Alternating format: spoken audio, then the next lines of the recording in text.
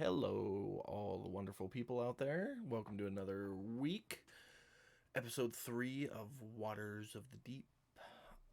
Jacob, your wonderful DM and host. We'll go through and do some introductions. We're going to skip one of the people in the chat there because that person hasn't been formally introduced in game yet, but we are getting our sixth finally. So we'll go through the 5, and then Max, you'll get to introduce yourself in game. Mike, you get to go first. Hi, Mike. Yeah. Let me try that one more time. Hi, everyone. I'm Mike. That works. Um, I'm playing Caddy in this campaign. I am a rogue. Um, and I like to pickpocket things. So I like to gain a little cash whichever way I can. That's all I really want to really got right now until memories start flowing. All right. Pam? Hi, everybody. I am Pam. I am playing Pearl this season. I like to say season. This game campaign. I am a paladin pirate, and we'll leave it as that, cause kind of like what Mike said. I don't want to reveal too much as of yet. So that's all there's to know about me for the moment. Yeah, memories make things weird for sure. Brad. Hello, everybody. I'm Brad. I play Otis Watts, the Simic. Oh gosh, I play too many characters. Simic hybrid, Tempest cleric. And yeah, he's kind of curious what's going on with Poseidon. And you established you're primarily elven based, correct? Yes, sir. Okay. Just double checking for my own self. And last for the moment, Miss Becca. Hi y'all, I am Becca and I play Galen, the sea elf. And that's it. Sounds good. Max, when we get to you, you can tell him as much or as little as you want to about your character. Oh, wait a second. What? Did I like space out for 30, 40 seconds? Or did Sil introduce herself? Oh, I completely skipped you, Katie. I am so sorry. It's okay.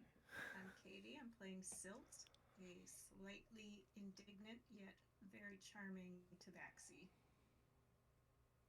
All right. What it was is the way I have my screen set up is my windows overlap each other. So I knew I was on the third person, but Mike, with the way I have my screen set up, I can't see your face on the Discord page. So I was just like, 1, 2, 3, Brad, you're next.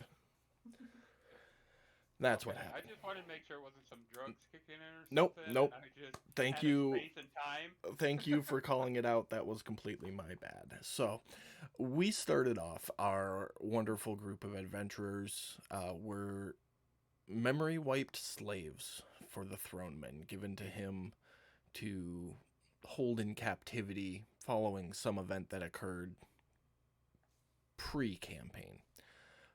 They, after a year of servitude and fighting in the pits, earned a chance to earn their freedom and their memories back.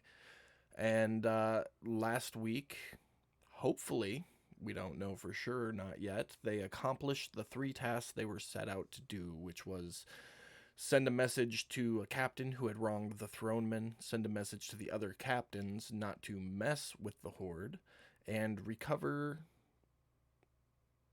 disallocated goods, I think is the word I want to use there. Sabotage the boat. Yep, there was some softcore sea elf tabaxi drow scene stuff going on, which ended in the drow getting tipped, getting his elven ears cut into normal ears. So we'll see if that doesn't come back to bite the party in the butt. Along with a little subterfuge to bless the ship prior to its departure, which resulted in the ship's rudder being sabotaged and a bag of coins being recovered. Don't forget about the anchor. The ship being sabotaged, I covered that. No, you mentioned the rudder, but that anchor's gonna come in really fun. Yeah, That one I left to where it looked like it was good, and when they go to use it, it's gonna pop. the anchor is definitely holding on by a thread. Um, but you all got away from I'm the proud ship of that. unharmed, without drawing any unnecessary attention to yourselves. And I believe you said you were going to start making your way back to the Thronemen immediately. Which route are you going to take? The most direct route we can. I would assume the route we took to get here. I don't know if anybody else has any suggestions. No, I'm fine with that.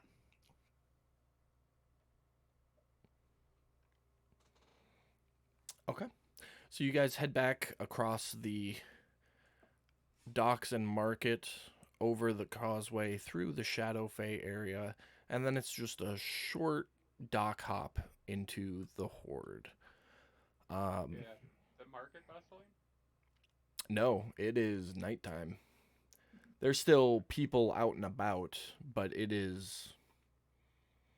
If you didn't know any better, you would say it was abandoned compared to what it is during the daytime.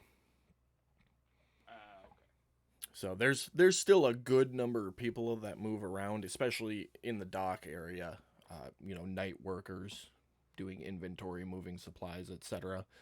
But it's almost empty compared to what it is during the day. So to start things off right away, though, Pam, Katie, and Becca, I need the three of you to make a perception check for me.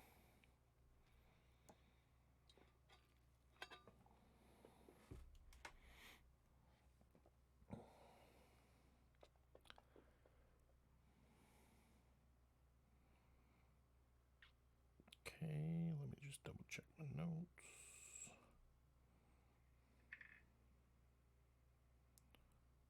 Okay.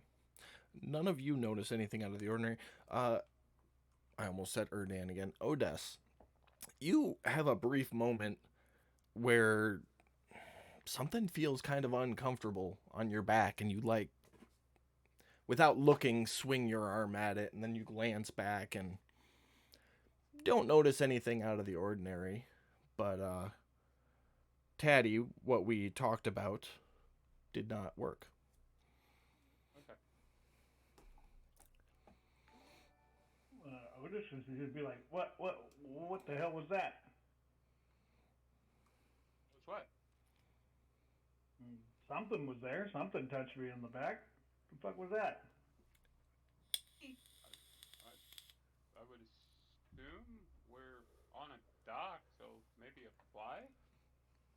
I don't know. I didn't see nothing.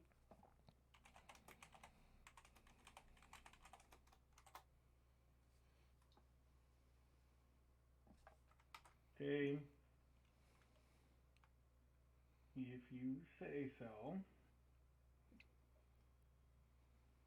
Man, So- I don't see any flies around or anything. DM, is there flies around? I mean, I'm just assuming yeah.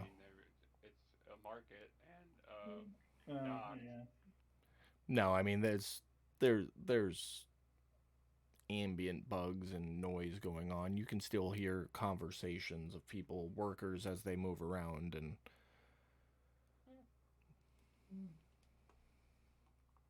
It was weird.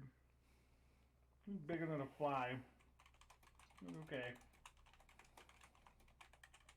Yeah. So, yeah. So, we're gonna continue now? I'm gonna start walking. Make sure I walk behind Taddy from now on. That was a little weird, but okay. So, how things go with the captain there, ladies? We're gonna Boy. walk as we talk. This one is. She's surprisingly.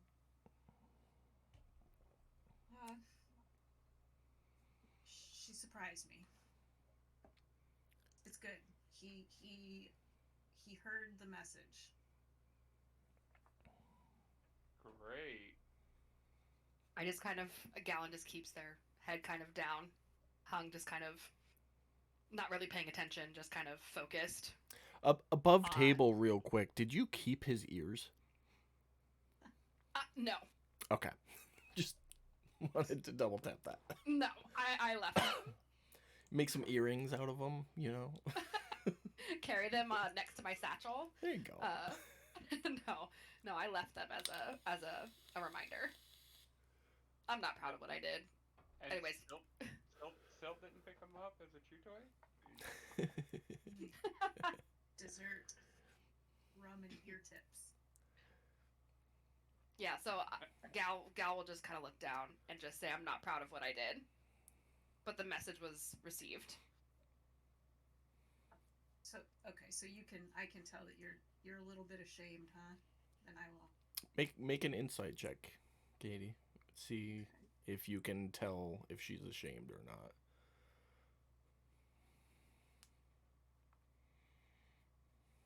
Maybe not. Or it didn't roll. Did it roll? Not on my No, end. didn't.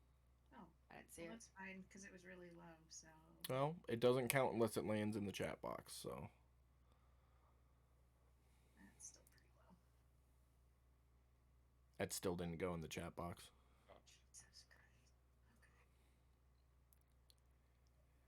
There it went, Okay. There.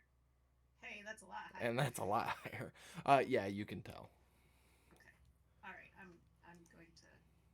I'm gonna drop it and keep her little secret to myself. Well, I mean, you guys delivered the message. I mean, we all met back, so I'm assuming we did our jobs. But you guys say the message is delivered, and Pearl here handled the rudder in the back like we discussed. And I'm pretty sure I covered our valuables. I haven't had a chance to actually stop and check, but I didn't think here was a good spot for that. So. Wise. Yeah, you guys are about Yeah. halfway through the markets right now, walking and talking as you go. So. Are we Yeah, hearing let's- any commotion of any sorts coming from that direction? Make a perception check, everybody.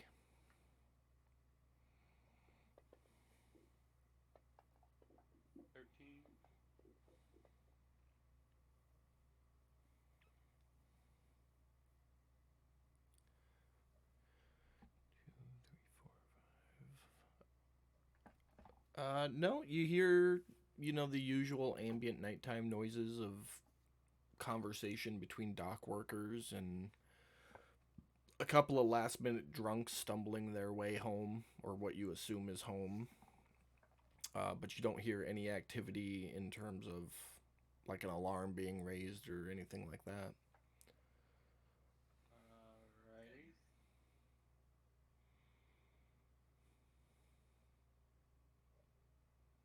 I say we One- hustle and get out of here, and then we can check the goods. Oh, we were. Yeah. I was still walking as we were talking, but Yeah.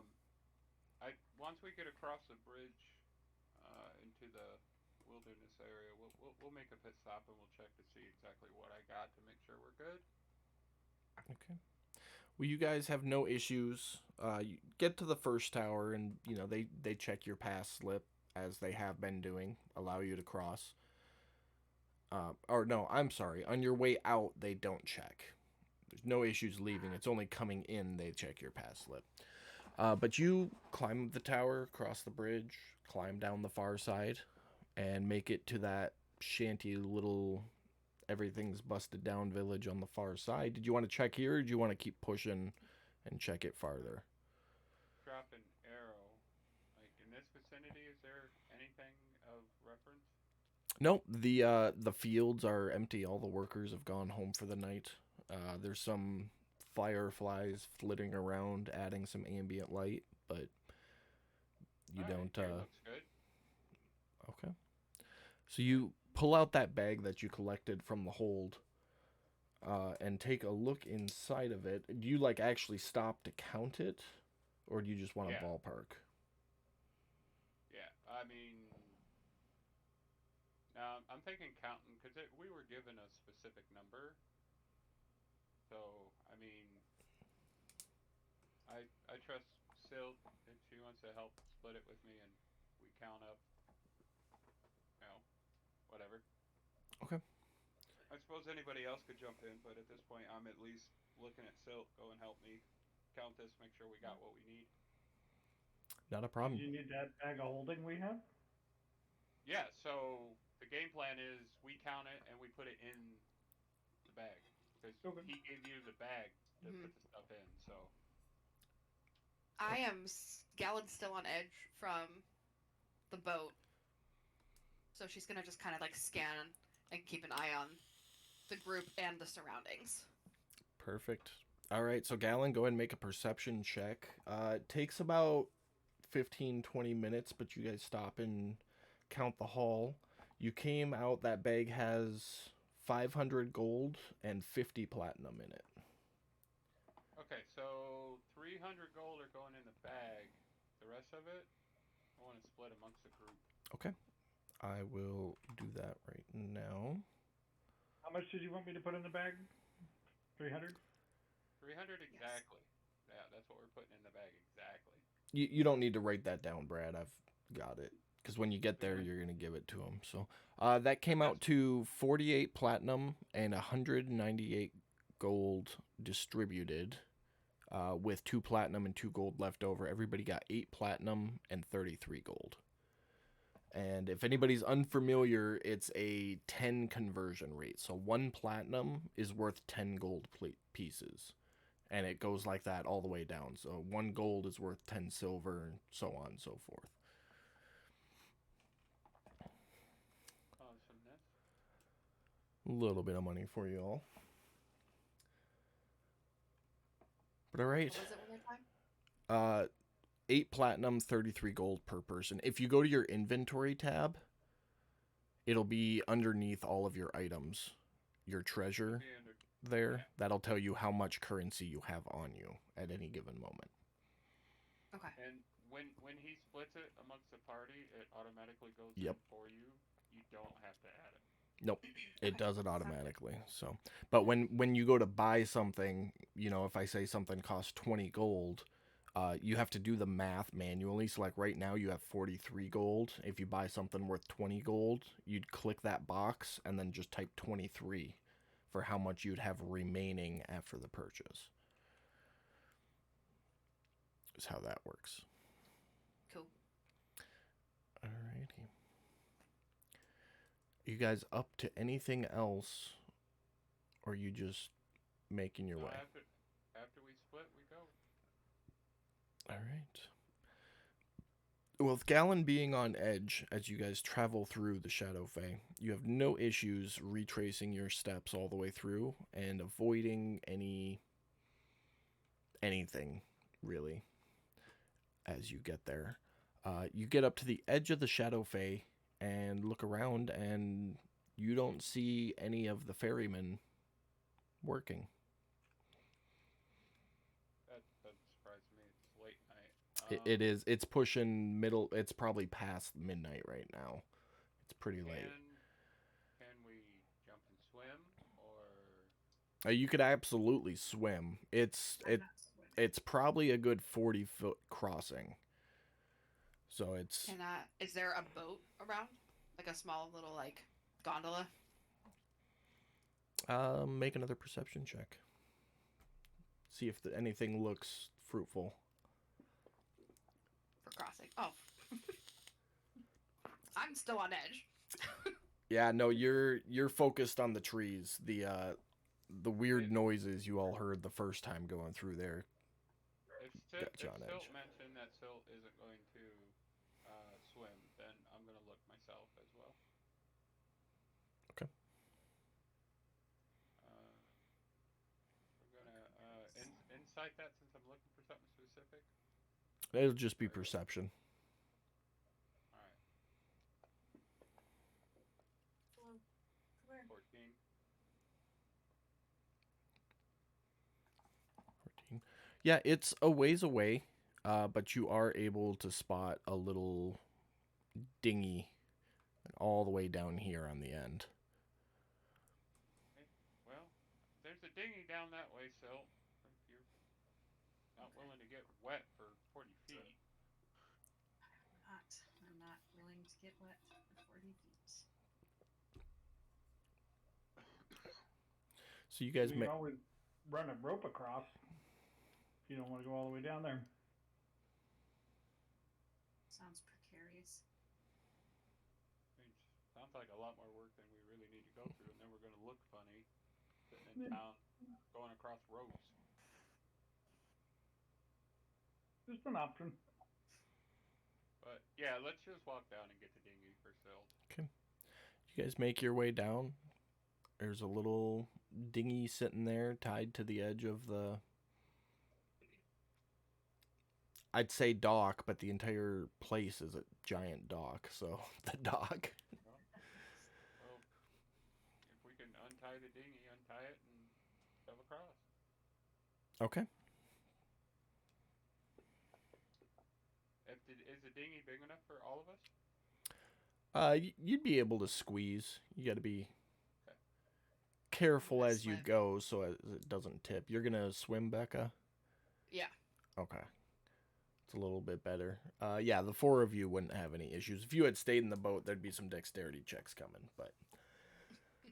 Okay, so yeah, you guys get across no issues and make your way up to the Throneman's tent. 2 guards stand out front, the same 2 that were there when you were cut loose earlier that day.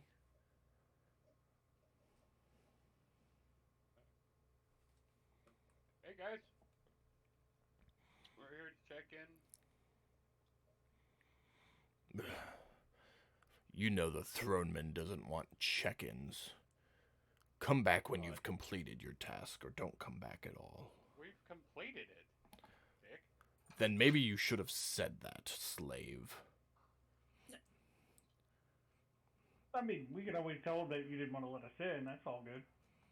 As soon as he got done saying slave, he turned and walked into the tent. You can definitely tell that he is a very brutish type. I mean, you guys have seen him over the course of the last year. He's a very brutish, doesn't care for lesser statured individual type person. But he comes back a moment later and he goes, "The Throneman will see you." And he gestures for you to enter. Anybody not going in? Okay. No, I'm in. Let's go. I think we're all ready to get done. Sounds good. So you all, the 5 of you, go in. You see the Throneman, his big, demeaning gift pose sitting on his throne in the center of the tent with the same little slave girl you saw before standing just behind him with her head down, and 2 guards at the back of the tent. You also notice off to the side there is Max, if you want to describe your character, what they see when they first see you.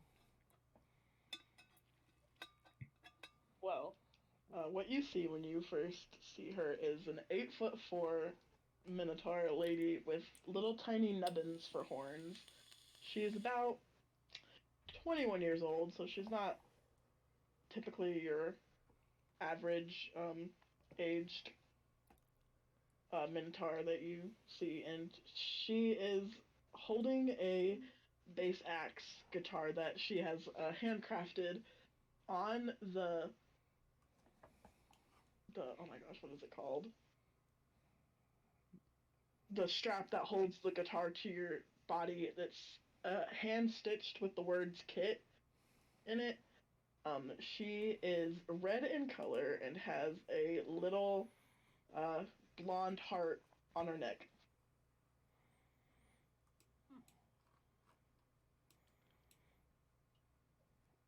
That's a big one. Okay. I will put that picture on the map right next to Pearl's token there, so you guys can see what you're looking at. And bass axe is literal. It is a battle axe with the bass strings. It doubles as both. So, but you can see this Minotaur sitting off to the side on a bench, or on a seat off to the side of the tent, just sitting there.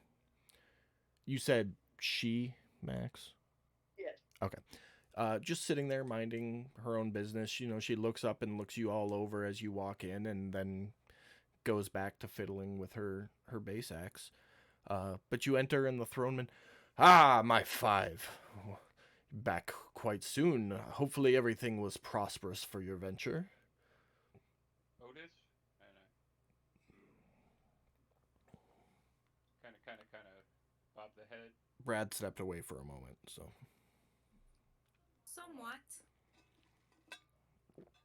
Oh, somewhat doesn't sound very promising. Was there an issue? Were you not able to complete your task? No, it's done. Ah, wonderful, wonderful. Do tell me of the exploit. Tell me what you did. Tell me how it came about. Tell me everything. We'll start with sabotage. You asked us to sabotage the boat. We've managed to ruin the rudder controls for the boat. Wonderful, And I wonderful. threw in a little kicker of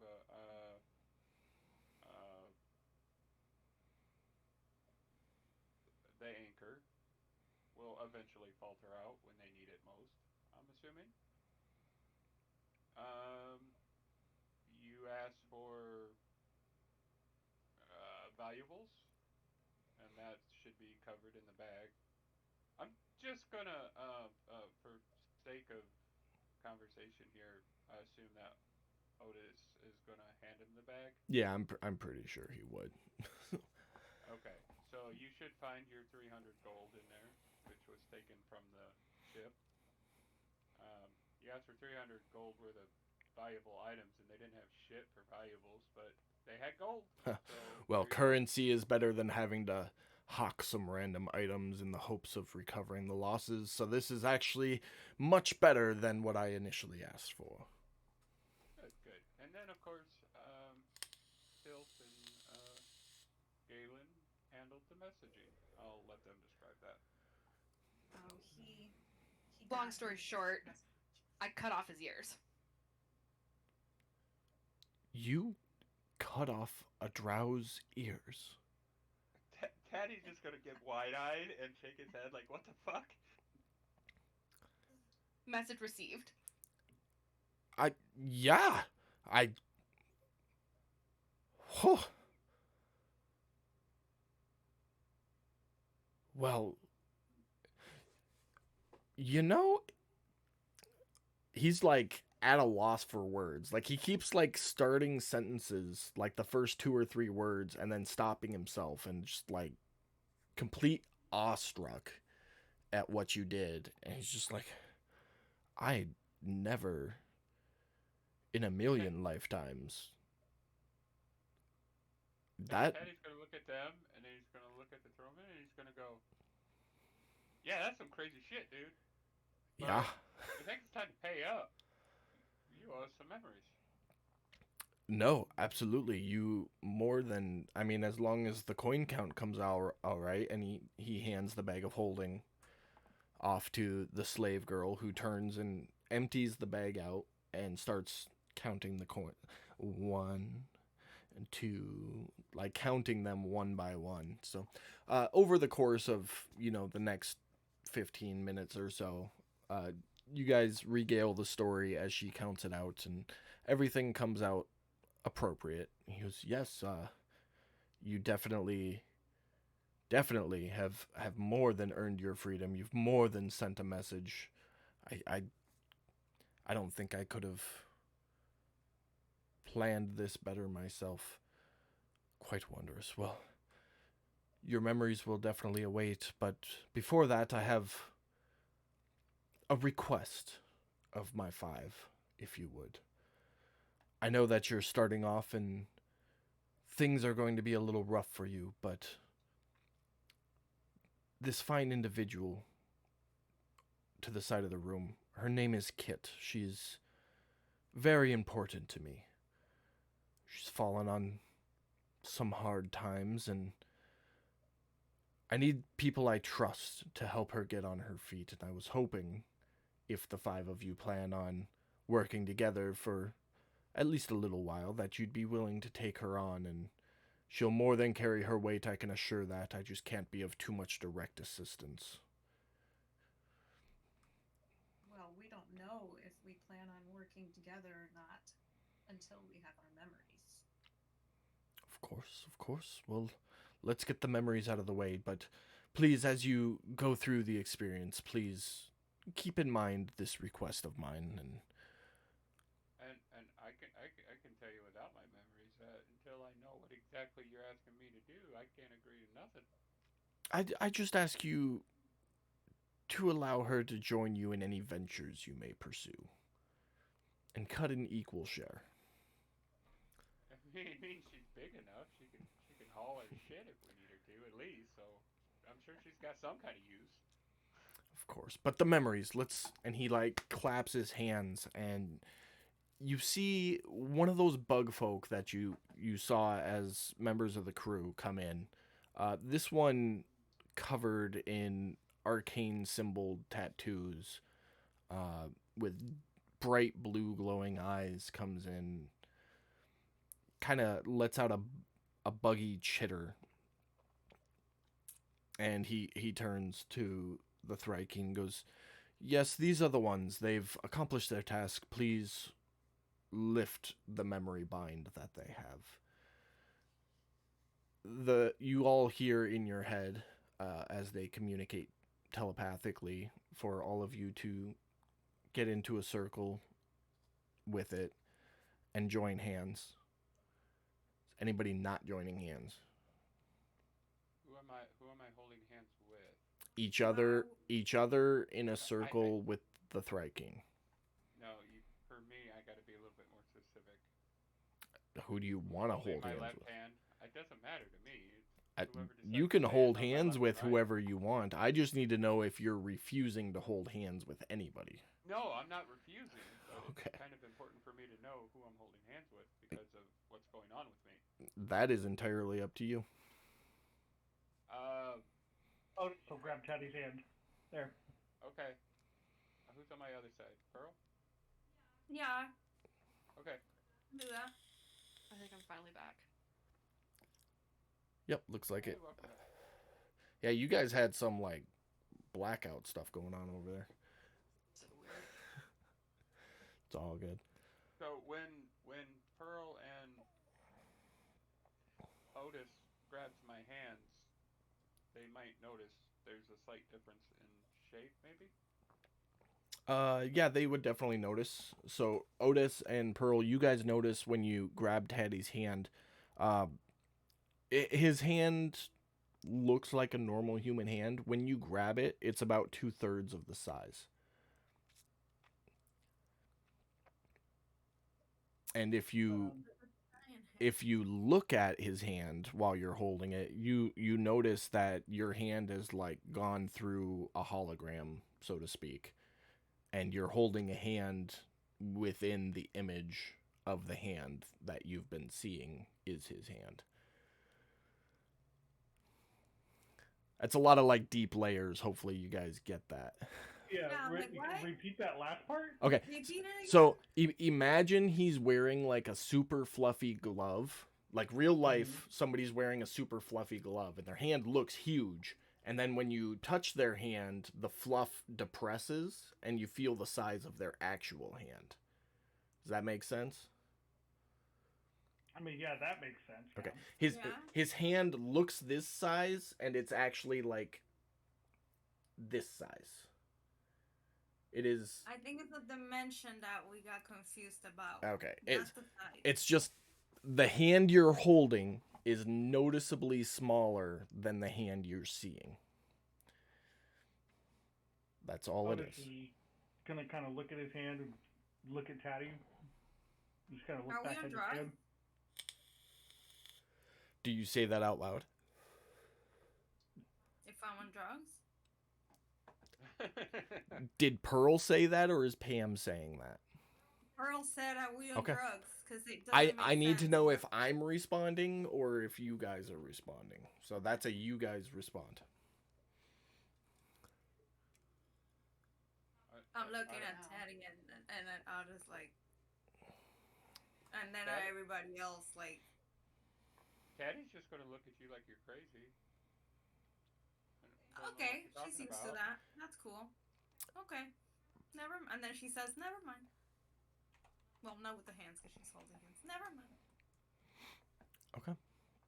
Otis is just going to look at Taddy and be like, we're going to talk about this at some point. Talk about what? That's all he's going to say. Both of you make an insight check, and Taddy, you know what I want from you. Who's both of us? Me? You and Odess. Okay. Well, I'll use guidance on that, if allowed. Yep. That'll be deception for you, Taddy. yeah, but I don't know. Remember, I don't know. That I is mean, true. You really Yeah. don't know. I thought you did. no, memory wipe. Oh, true. Okay, so never mind all that then. We'll find out here in a minute, hopefully. Maybe. The That's why I've Thrykean. been playing the way I've been playing. Gotcha. I don't know. See, you didn't clarify that with me. Yeah, we did. No, you didn't. But anyways, irrelevant. We're moving on. Okay. So the Thrykean starts to perform a ritual. It's basically a reverse. I forget the actual spell name. It's like modify memory, I think is the spell name, but it's a reverse form of that basically. Starts performing the ritual and chanting, and as he does so, his eyes kind of light up like light bulbs, and all of you like black out. And through the course of the blackout, you lose the fact that you're in the Throwman's tent.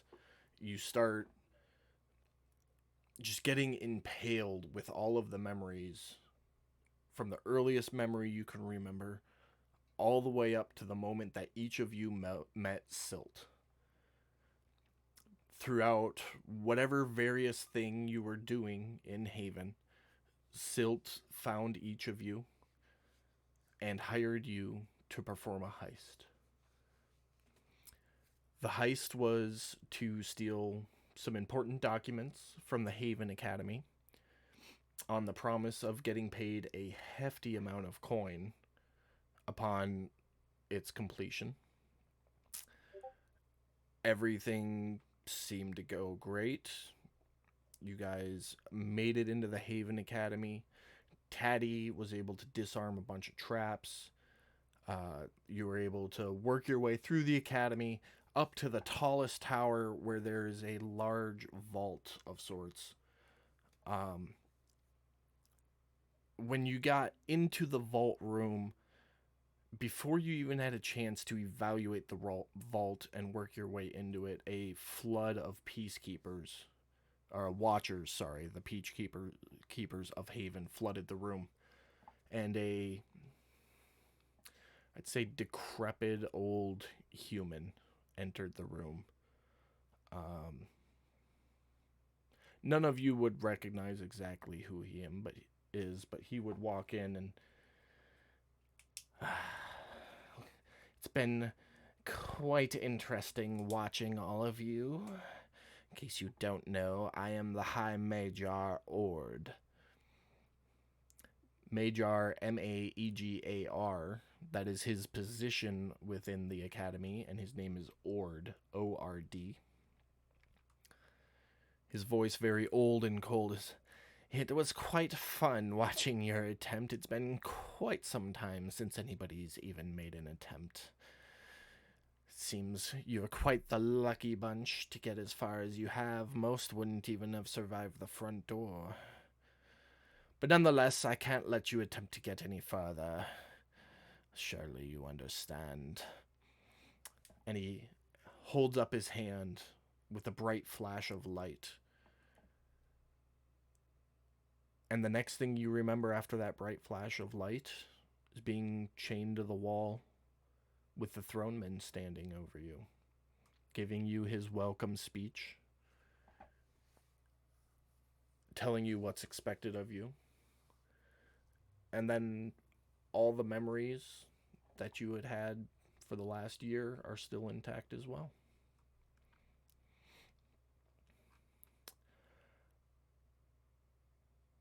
flashed by an old guy and taken to jail. That was a wild night. But after all of these memories have come back to each of you, you come out of your blackout, your recovery.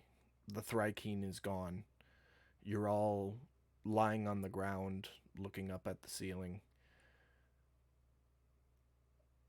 And as you stand up, each in your own time, the Throwman, well, the deal is done.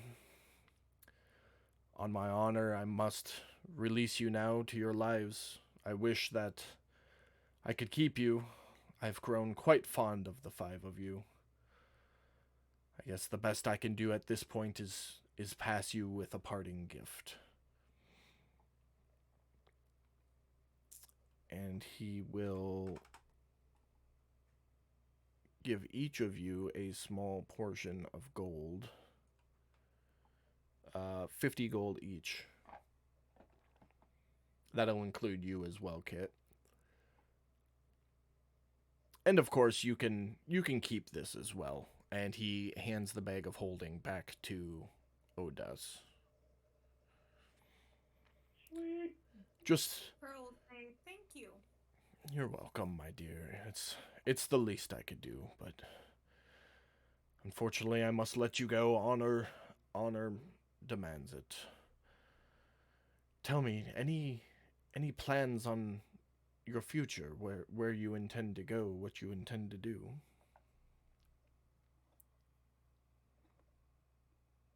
What do you know about Poseidon? Oh god. I know that he is a dead god. I know that nobody has worshipped him in probably 200 years. Not here, at least. Maybe in the outlying seafarers, you know, the ones who never come to Haven. Some of them may still worship, but here on Haven, we worship Talos. Anybody who does any worshipping, at least. Oh. Most word on what actually happened is gone, but the rumor is that there was a great storm war between the storm gods a millennia ago, and well, Talos won because he's here.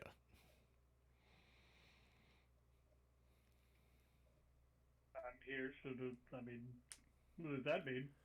I could not tell you, my youngling. I don't know your past. I don't know where you came from, other than you arrived in my cell one night.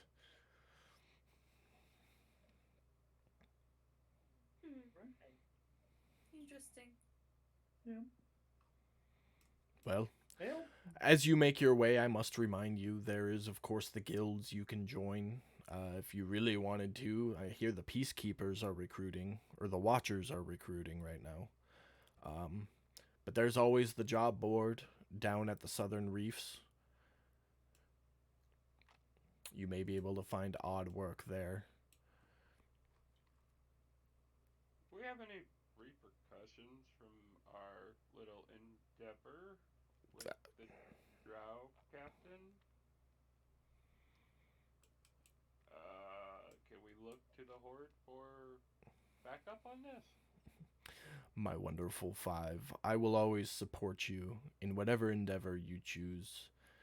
If there becomes a major issue, you can seek guidance from me, and we'll see how to proceed from there.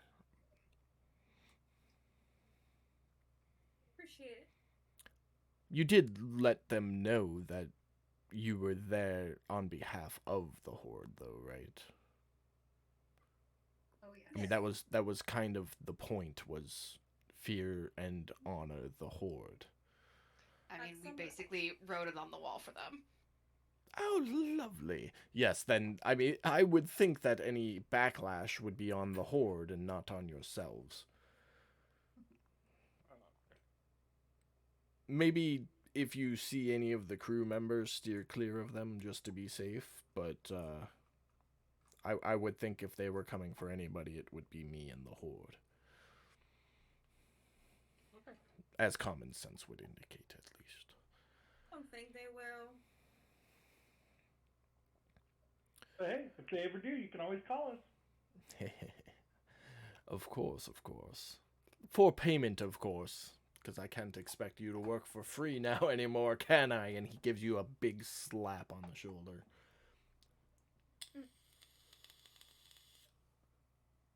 So this is just gonna be like, you're a gentleman and a scholar, my friend, and yeah. Look at the rest of them and be like, we ready to head out or what? Let's go.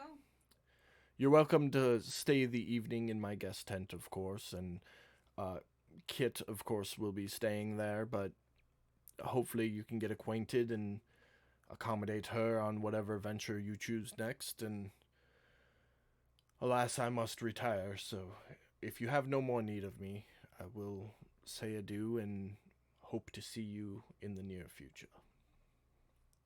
Actually, yeah, I do have a quick question. Do you got a spare dinghy?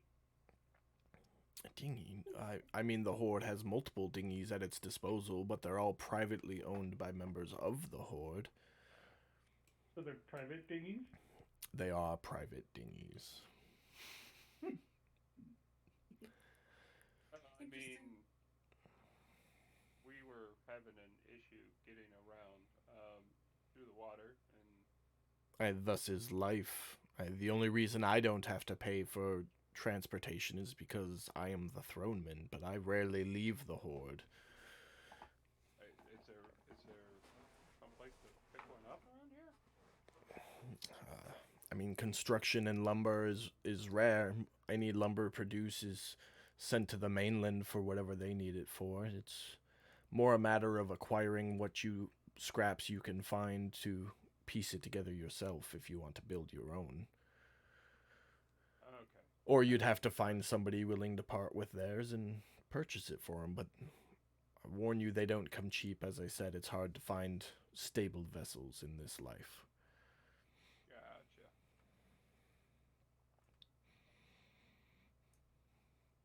Alright. Yeah.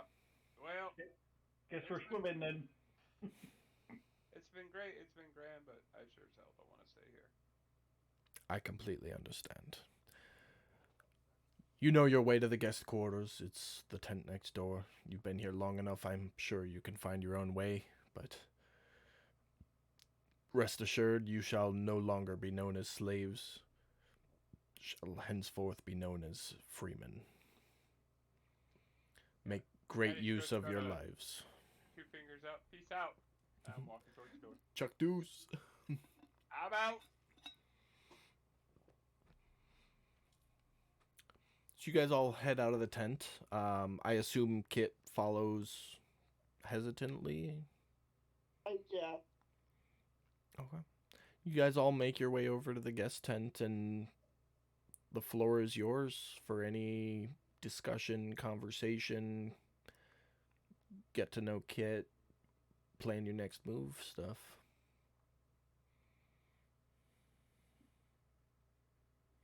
The flood of realization of my memories coming back. Patty's just gonna find a bed with a corner and sit and just fall up. Okay. Like, in the fetal position, Paulo? Just about. I'm guessing we all see this. Right? Oh yeah. No, there's no like Yeah, I'm not The- hiding it. the tent is an open room with some like sleeping cots. Very comfortable sleeping cots, but sleeping cots nonetheless around the edges of it with like a cushioned seating area with a table in the middle of it.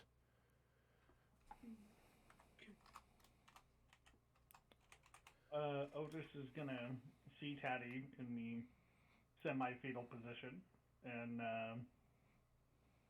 walk over. He's not gonna touch Taddy. He's just gonna be like, "Hey, what's going on, guy?" Well, with the return of our memories, I just remembered why I took the job and how the failure was an absolute not okay. So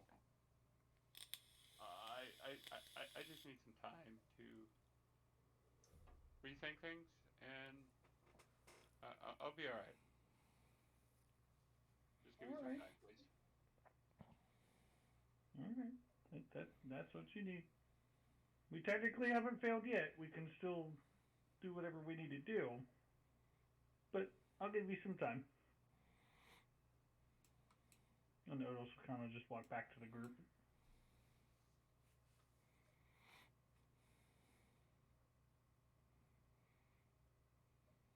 Galen's gonna kind of look around at everybody and probably turn to Silt and just say, "So, how did you get that heist contract?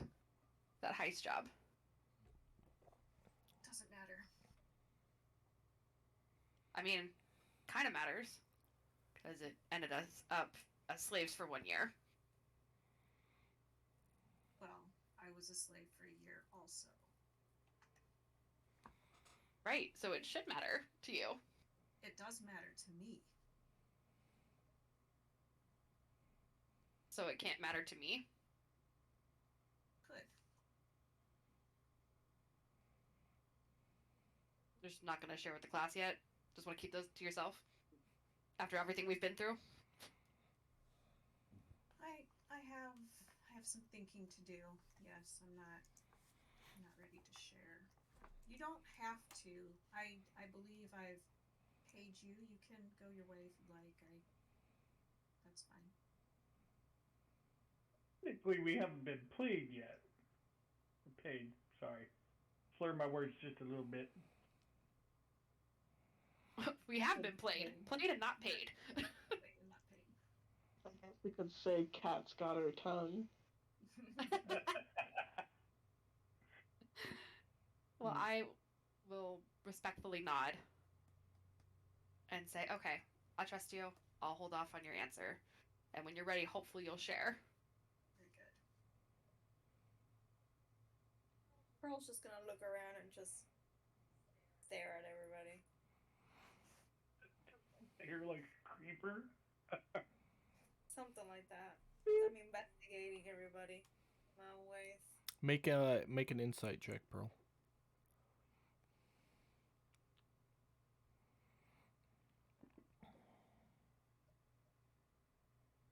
Nice roll. You can determine everybody's got a lot on their mind.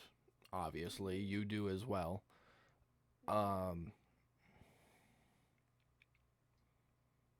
Silt definitely seems like she's not being very forthcoming with information. Taddy is being very reflective. Galen is being investigative.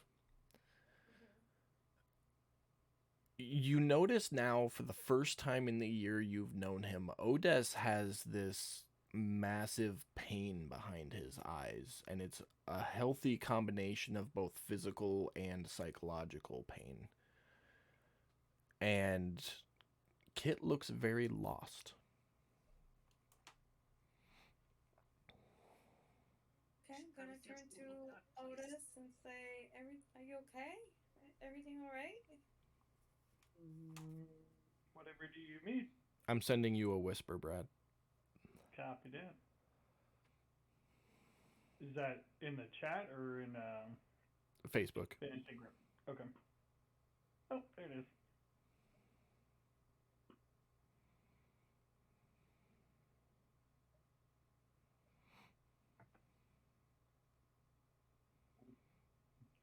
Okay, mustache and wine does not work out very well. In real life, that doesn't have anything to do with. No, yeah, that's real life. Okay. That- Table, above table. That's just like. My bad. Okay. Sam's looking at me like, what the fuck? I'm like, oh, yeah, okay. Maybe that's what's on your mind. That's cool. I understand.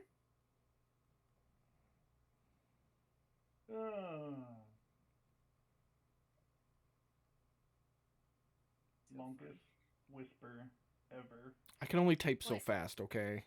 In the meantime, Galen's gonna look over at our new compadre, Kit, and and say, well, you missed out on some action, but you're here now. So what's your story? Howdy, my name's Kit. Kitagawa, but my friends call me Kit. I've been working in the mine for the past 3 years, I want to say. My brother got taken in by an academy of sorts, and I'm trying to get him back, but I got arrested and got sent to work in the mines for a few years. So now I'm just trying to get my mind together about how I want to go about rescuing him, I guess you could say. Is your brother at the academy? The Haven Academy? Is that the only academy? That's the only academy, yeah. Yeah. You had all spent enough time on Haven, some less than others, obviously, but you'd all spent enough time to know that the general procedure when a guardian or a parent gets arrested is that the Haven Academy takes the child as their ward and has them do a combination of like janitorial services as well as attempting to educate them. The Haven Academy is very much we'll take anybody in and try to teach them, and if they prove not effective at learning, then they get sent away type place. So most people who get taken get, a couple of years to study and learn and try to become proficient at something, but only the most proficient get to actually stay and continue their education.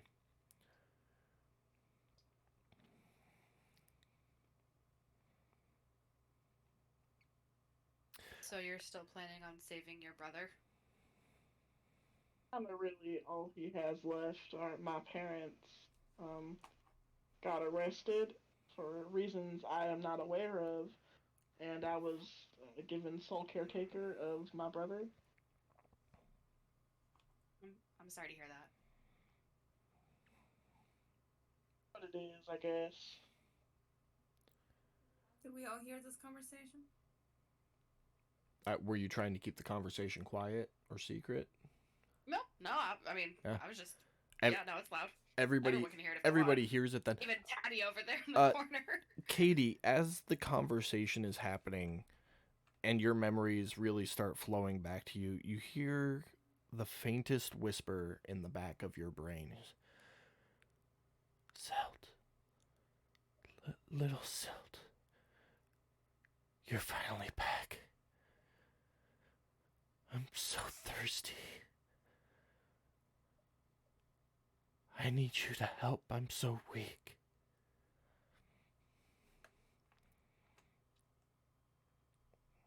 Is that you, Grand Tempest? It is. I've missed you so much. Please, get me water. It's been so long. Let's do that. Go ahead. Alright, so Go ahead and roll a d4.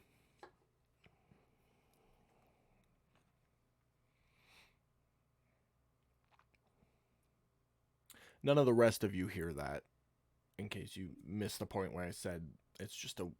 And I mean, it is like a super faint whisper in the back of your head. Okay, so a 2. There is, of course, buckets of water provided for you guys to drink. It takes 15 minutes per gallon, and right now he requires 2 gallons. okay. So you'll have to leave him in the bucket for 30 minutes to satisfy him. I've been away from him. Thank I'm you. gonna hang out with the bucket. Okay. Pam, were you gonna say something? Yeah, just stepping away for a sec. While she stepped away, anybody else got anything? Y'all notice Silt walk over and just like put her whip in a bucket of water, and she's just like sitting there touching it. staring at it. Straight up golem status. My precious.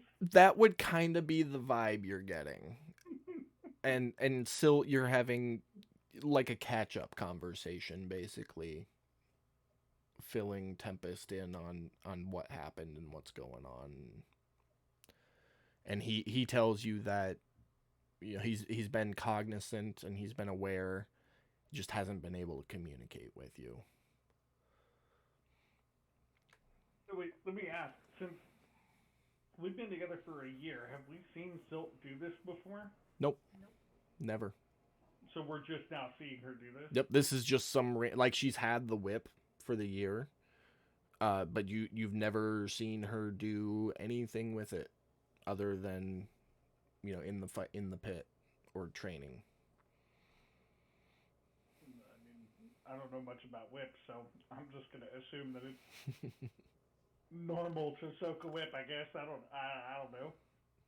So It would make sense to loosen the leather a little bit from time to time. I'm just saying. So I'm guessing we're all just like kind of sitting around because you said there was like a seating area in the middle, right? I'm guessing we're all just kind of Yeah, sitting it's around. it's a circular tent, and the sleeping areas like line the outside walls, and then in this, think like a Middle Eastern tent. So the middle has Oh, like too easy. sitting cushions and a low table, and you know they provided some food and drink for you guys. Nothing extravagant, but you know enough to fill yourselves with. It's really just like a hangout tent. You gather in the middle, and then you go to the edges for your sleep private time. Well, Otis is gonna go have a seat in the middle, and he's gonna look at, is it Kit? Yeah, Kit. And just be like, so do you know how to play that thing or what?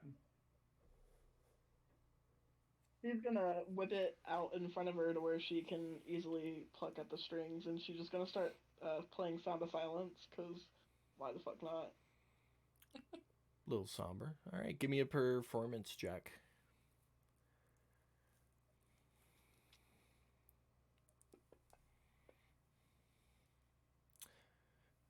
Kit puts on a less depressing version of Sound of Silence. Something still melodical and calm, but somehow it uplifts all of you just a little bit.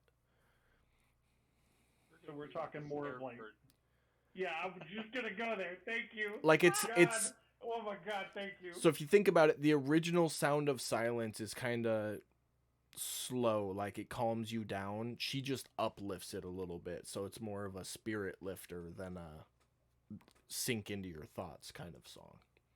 Kind of like the Trolls version, if you've seen the first Trolls. Yeah, there you go. That's a perfect dig it. example. I can dig it. So they left us food and drink in here, right? A little bit. Nothing. It's not like a hero's feast or anything, but it's definitely more than they were giving you while you were slaves. So. Yeah, it's enough to eat, right? Oh, absolutely. Be like all of us sitting around the Yeah, eating an MRE. it's like each of you got like 3 charcuterie boards worth of cheese and vegetables or cheese and fruits and vegetables or bread. So. Perfect. Otis is gonna look at Kit and say, "Outstanding," and he's gonna motion for Kit to come over to the seating area and eat with them. And he's gonna say, "Play us some songs and tell us about yourself." She's gonna have a little bit of a smile now that she's being invited into the group, and she's gonna go sit and eat, and then just start. Hold on, I have so many songs in this playlist that I want to look through. Love it. We could, for brevity's sake, we'll just say you kind of like Yeah. strung random harmonic melodies as you catch up and fill everybody in about you, and you just, you know, you're the guy at the campfire playing Kumbaya My Lord as everybody has a conversation type thing going on. Not that specifically, obviously, because you're death metal, but Hey, don't mess with the bull because you got the horns. exactly. At some point, Taddy will get up and come over and grab some food and go back to his cot in the back of the tent. Gallon is going to see Silt over by her bucket, and kind of like grab her food and like go over and say, "Hey, sorry for snapping at you earlier about the past memories, but it was just overwhelming. But I did just want to thank you earlier for kind of keeping quiet about what had happened with the captain. I appreciate it." I'm gonna look at her and quietly tell her to sit next to me. And I If do. she- Yeah, absolutely. I will tell her I do trust you. I will tell you a short version of what's going on. Do they have any of that information? They For don't whatever know. They don't know shit about you. Okay. So I'll tell her before the three families ruling in Haven were there was another family that ruled and they were cast out, and somehow everyone was made to forget. There were papers in the vault that we were robbing that prove this. I'm listening like intently. I've been tasked to retrieve them.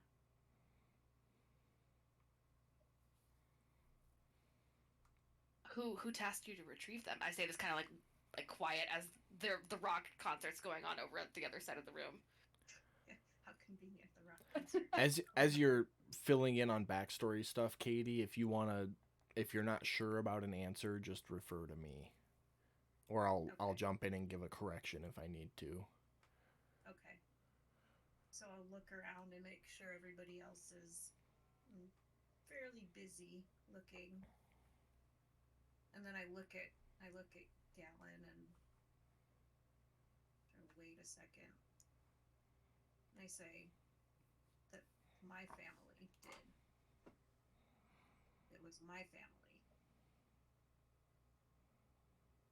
And I just kind of like wide-eyed stare like, "You're from the fourth family." Yes. I trust your discretion or your decision to be wise about sharing this information or not. I'll keep it secret. This is your story to tell. This isn't mine. But thanks for sharing it with me. Absolutely. Thanks. I would like to help you in the future try and solve this problem for you. Try and get those papers for you. Excellent. Just like I want to help Kid get their brother. And then kind of just like somberly kind of end off and trail off my sentence there.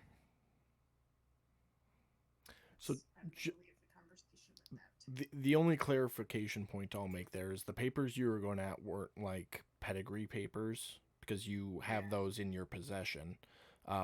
What you were going after were like the history records of Haven, because when your family was cast out, everything was wiped, and the Haven is the only place capable of keeping records like that. So the goal was to get those. Mm-hmm. But that's it. We'll move on to the next group.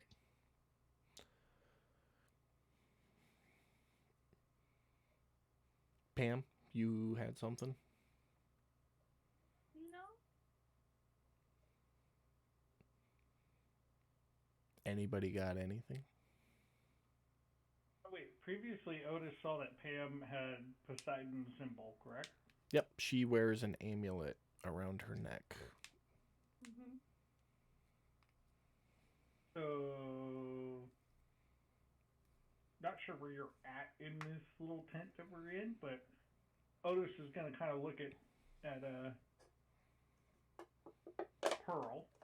There we go. Mhm. Sorry, still learning names. And he's just gonna be like, "So, where are you from?"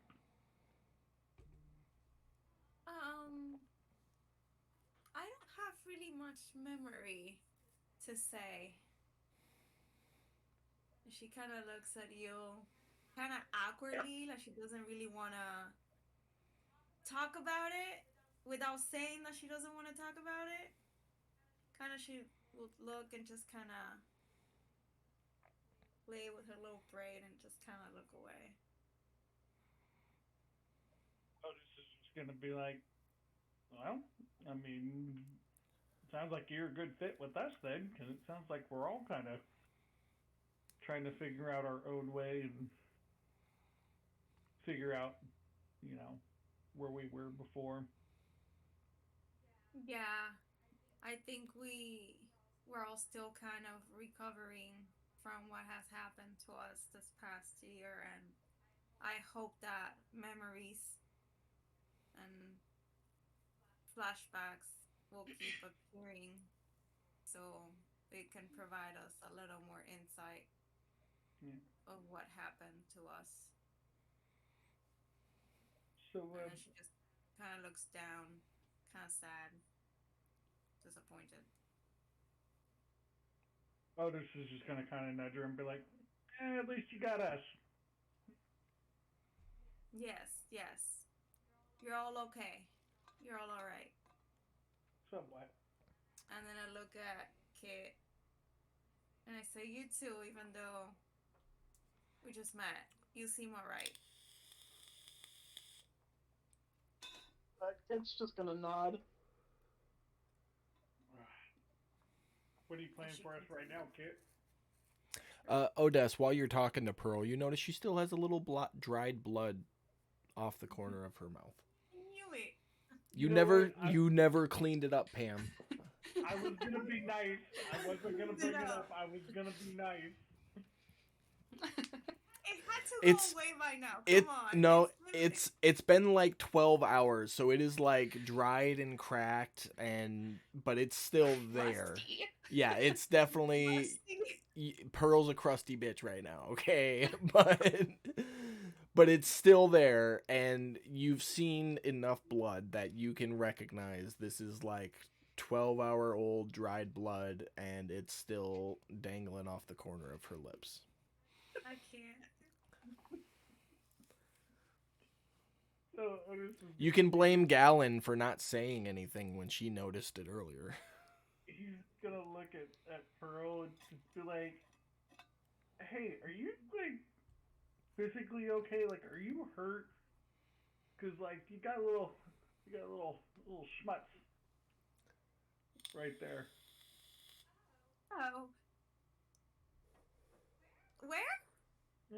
Like right there. Oh, I don't know. Probably some tomato sauce. Make a deception check. Who? You. Do you need me to roll anything? Yeah, that'll be an insight for you. Alright. Anyone else hear deception check and I just constantly think of the Lion King 2 song. Same. Did I use guidance on that or No, would you because prefer this is not? like conversational. It's not something you're actively doing. Okay, what the? Okay, Tomato insight. Hold on. Tomato sauce my ass. Yeah, she's full of shit, and you know it. So Otis is just gonna be like, "So you got this like schmutz right here, and like earlier you had this like schmutz coming from here. So, like, are you good or And like?" we haven't had any tomatoes in the last 24 hours. I mean, he's just gonna look at Pearl and be like, "You look healthy, but like, are you good?" 'Cause, I mean, did I, my little eyeshadow And here, I don't know, I probably scratched myself. You know, there's been so much going on. I probably just scratched myself or something. If not, it's probably tomato sauce. I don't know. I can't really tell. Unless you would have mentioned it, I would have not noticed. Well, I mean, I just gotta say, I don't. It, that don't look like tomato sauce. That look like blood to me. Like I've seen enough wounds. I mean, come on, I heal people for a living. That's what we do. And then she looks at kind of her hands and she's like, well, scratch myself. I don't know. I can't say. I don't recall. I mean, we can heal that if you need. I mean, depending on what it is. I mean, if it's contagious, I don't want it. I think it's okay. And then she's just gonna go and she's gonna lick her finger and kind of like see if it comes out. Yeah, you have no issue. Like, Just, you know. Oh, this Whatever. is gonna be like. Okay. hold on though. Pam, Back it up. roll a d20 for me. Oh no!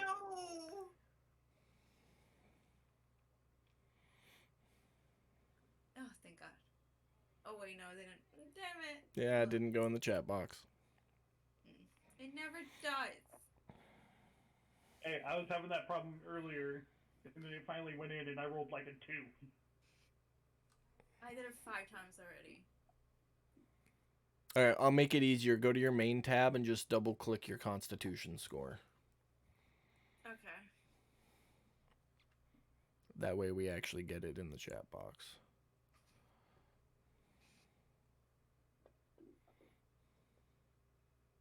Okay. Heyo. No worries. No issues. So we can continue on. Yep. And then I look at ours, I'm like, thank you for letting me know. Thank you. Otis is gonna be like, yeah, give a thumbs up, and he's just gonna kind of like look at the other ones and just be like, what the fuck?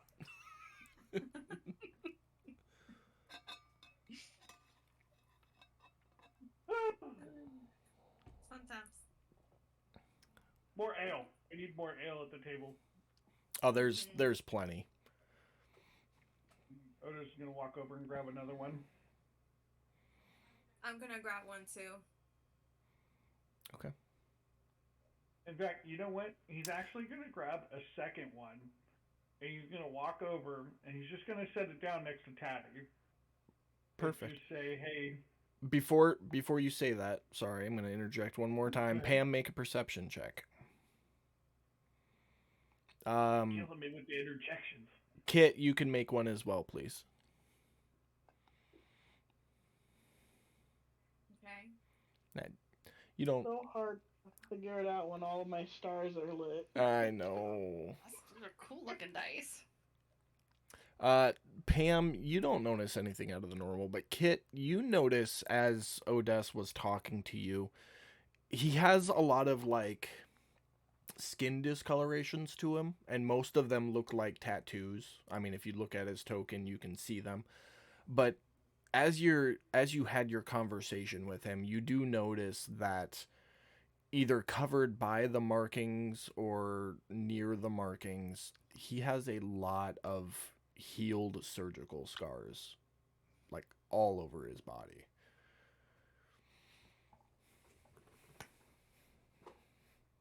Just something of note. Go ahead, Brad.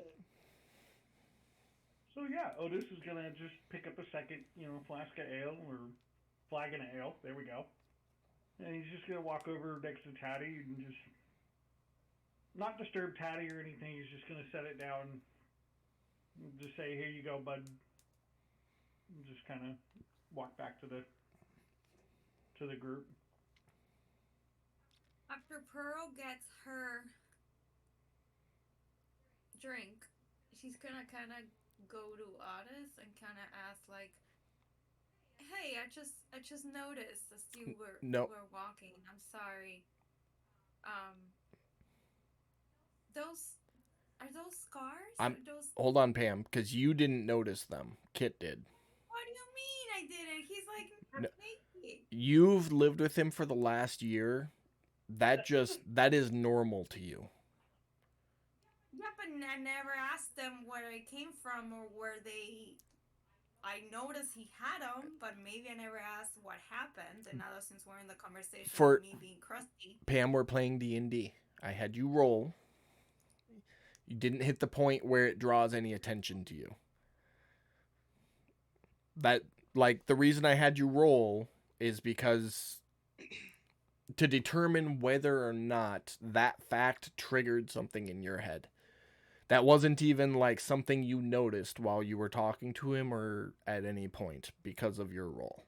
So if anybody's going to bring it up, it's going to be Kit. But did Taddy have a response to Otis dropping the flagon off? He'd probably pick it up and drink it. Okay.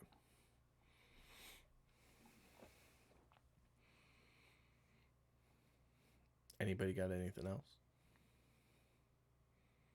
Well, after a half hour goes by. I was just going to say a half an hour has gone by this point, so Okay, perfect. as you pull Tempest out of the bucket, you hear, oh, "Thank you. Oh, it's been so long since I've had a drink." And you can hear the demeanor in the voice, just the satiated noise or the satisfaction of it. Glad you're back, friend. Me too, my dear. Me too. Then I'll give it a pat, and I'll turn to Kit, and I'll say, "What do you do? What are you good at?" I'm pretty nifty at crafting things. I made this guitar all by myself. I'm pretty good at playing it too, I guess you could say.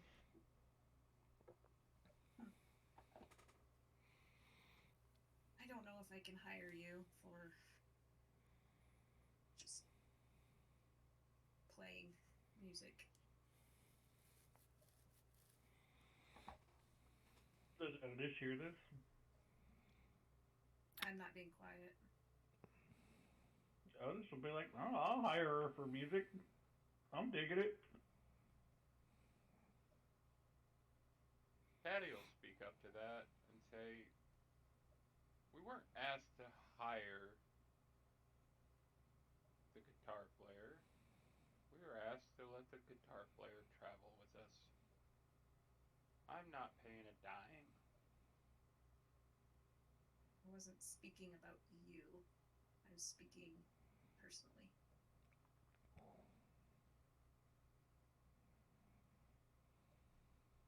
But I suppose I don't have a problem if you tag along. Perhaps you'll show worth.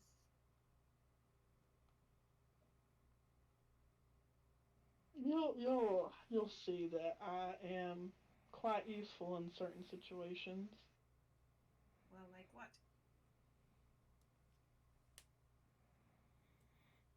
Not at liberty to discuss those situations currently. Very well. I won't hire you. Then I'm gonna go to bed.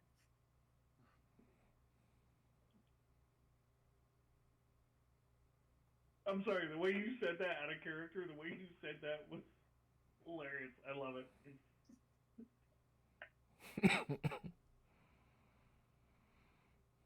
I think by this point I'm also probably gonna crawl off to bed.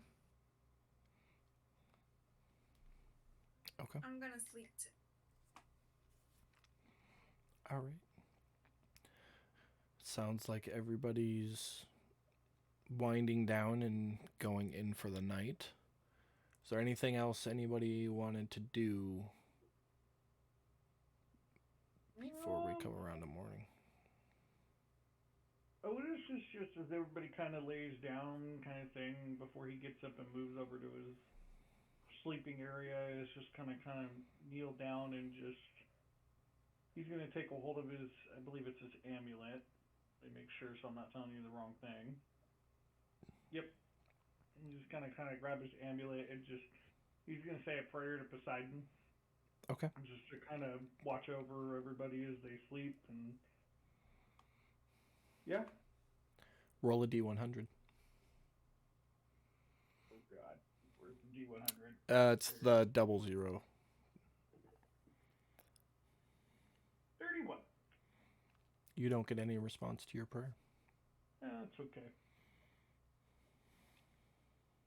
It's just gonna go kind of lay down and kind of roll over. And Kid, are you going to bed too?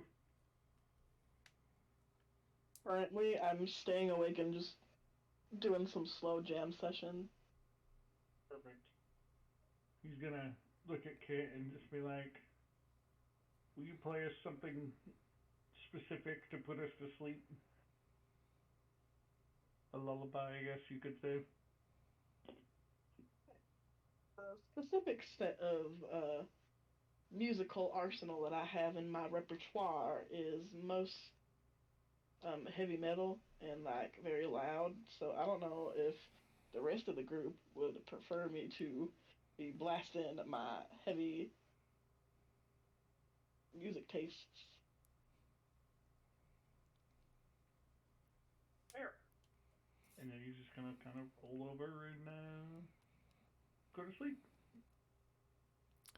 You think about it for a moment, Kit. This group that's been asked to kind of take you in and help them along, and realize that you should probably at least try. And as you strum out, you are able to put forth a song of rest for the group, which unfortunately in this case doesn't give you guys any added benefit. But you do put forth a song of rest for the group, and they're all able to fall asleep peacefully and quickly, should they so choose. Does it look like everybody fell asleep? Did anybody stay awake?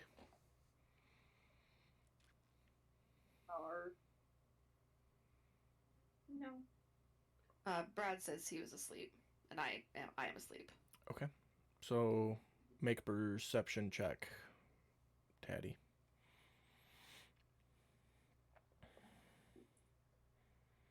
That one. Far as you can tell, everyone's asleep. I want to sneak out of the tent. Okay. Roll a stealth check. 21. Okay. You get up, gingerly step your way out. It's probably pushing like 4 o'clock in the morning right now. You can see off to the left there's a couple of guards standing out front of the Throneman's tent. They don't seem to notice you as you make your way wherever you're going. I figure we're right around the corner from the edge of the pier to the water. You're a little ways. It's kind of in the center. Okay. Or you talk about this top corner. Yeah, top corner. Literally right above. Yeah, that's maybe like a 15-minute walk. It's not too horribly far. Yeah, I just want to walk over that way. Okay. Kind of away from everybody. And look down in the water. And take my ring off. Okay. And just realize that I've just spent the last year as somebody else. Okay. And I had made a promise to somebody that's driving me nuts. All right. Well, with nobody to witness it, we're not going to get into description or anything at this point. Yeah. But you take off your ring and revert to your true self. And stretch and flex and feel your own body for a change. Yeah. And then I'll slide the ring back on and head back in and go to sleep. And notice as you kind of twist and twirl the smell of brownies in the air. Yeah. And then you put your ring back on and activate it and head back in and go to sleep. Any chance that any of us could have possibly smelled those brownies again? You guys are all asleep. Okay. I will give everybody one perception roll at disadvantage. No guidance. You already do. Yeah, I know. Guidance is for like when you're actively trying to do something. This is more of a passive thing, so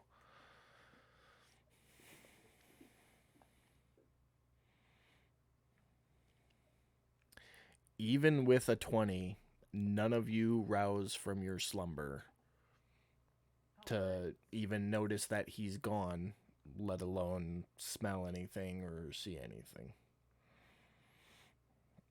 It was a super hard DC because y'all said you were asleep. So, And I was 15 minutes away. that too. Yeah. But all right, Taddy, you make your way back into the tent silently, unseen. Everybody sleeps a very deep, well-needed sleep. Most of you dream about your past, your memories. It's the first time in a year for the 5 of you at least that you've had any dreams. And you all wake up in the early morning, well rested, fresh food and drink on the table in the center of the room. And it's your first day as Freeman.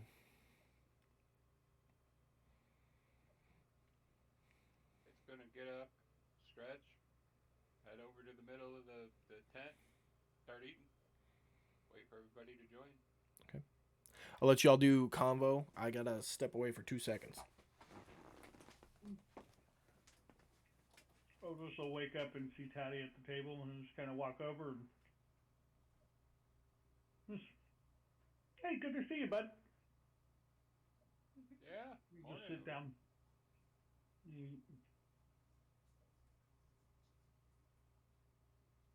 How'd you sleep?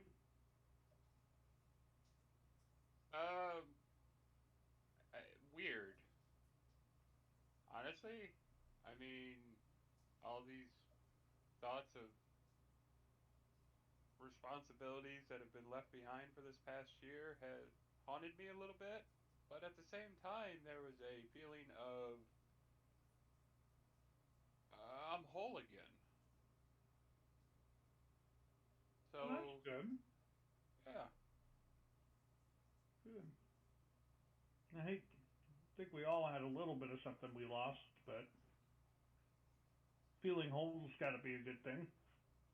for sure, Refreshing, at least. for sure. I'm very much eager to get to work though.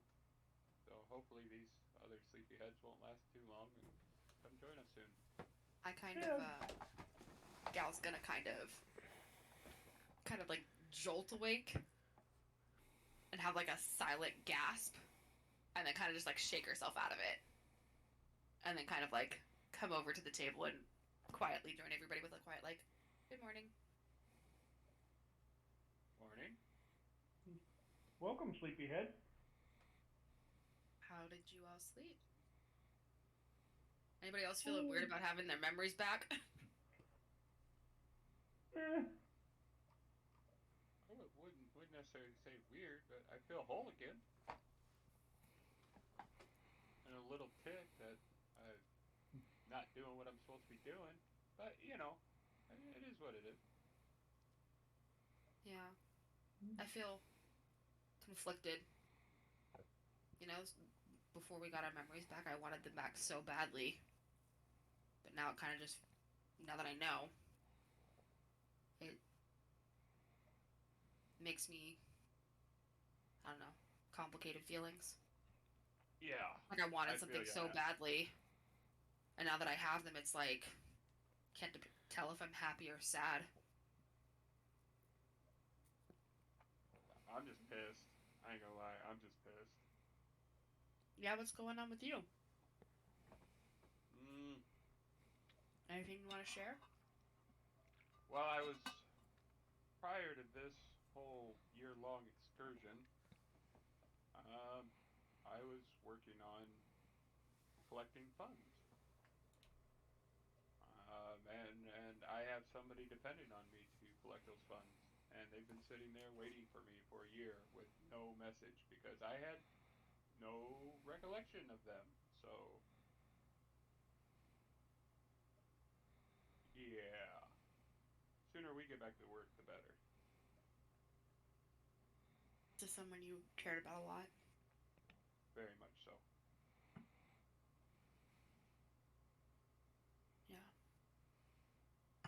Well, then I'd like to help you too. And then kind of just takes a sip of water and munches food, waiting for others to wake up. Has Silt woken up yet? Yeah, I'm awake. Roll a straight d20 in the chat box, please. Right.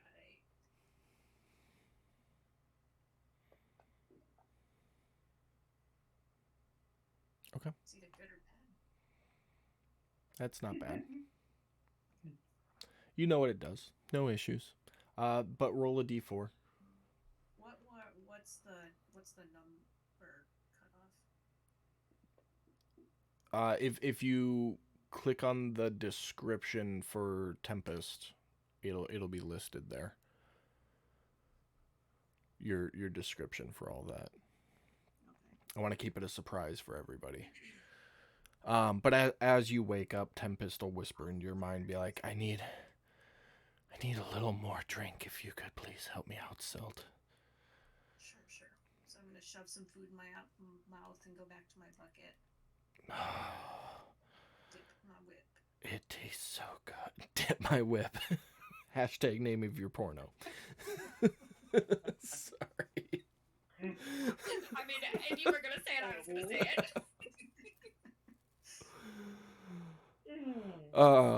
But okay. Same situation. It needs to sit there for 30 minutes to be satiated. Sounds good. That D20 would have only mattered had you rolled a 1. Okay. So. Is Pearl awake yet? No. Still asleep.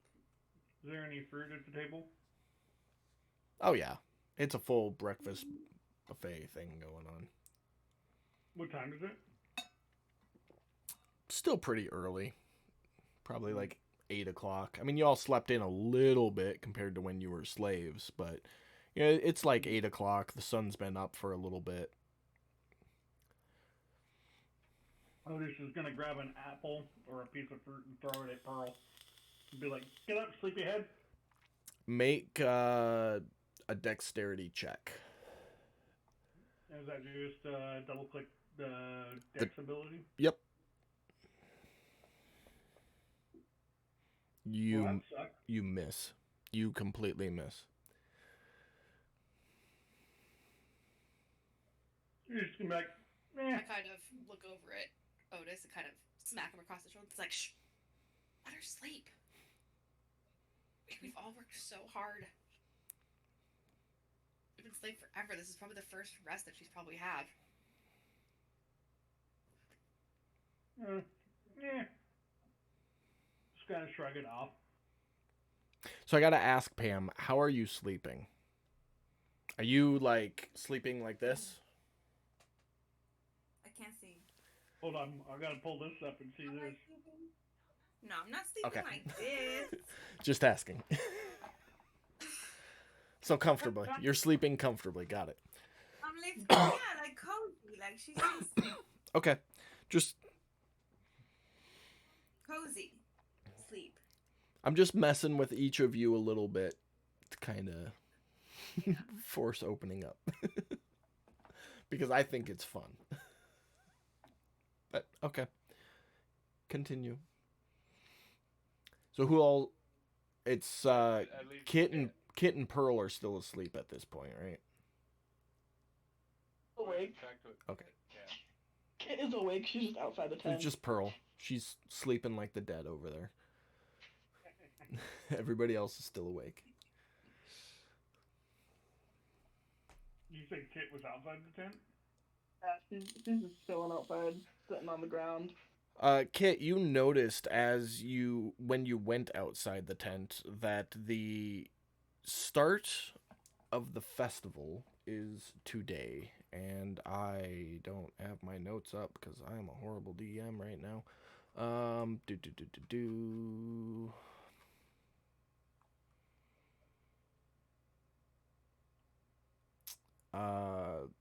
You know that it is the festival of the fading solstice.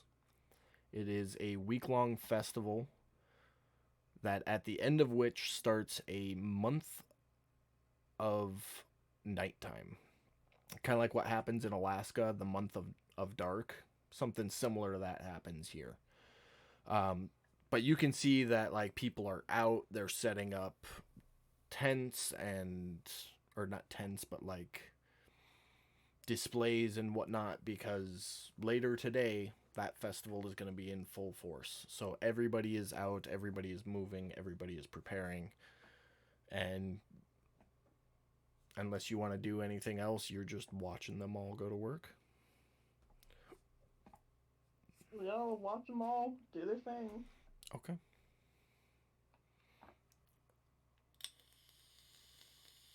Well, I suppose once Pearl gets up, go hit that job board. What do you guys think? I'm down for that. I'd like to see if there's any ones that possibly have to do with the. Oh, hold on. Let me look at my notes here. Where did that? The outlying like seafarers. Anybody who goes out there a ways. I mean, if it's a high-paying job, I'm game.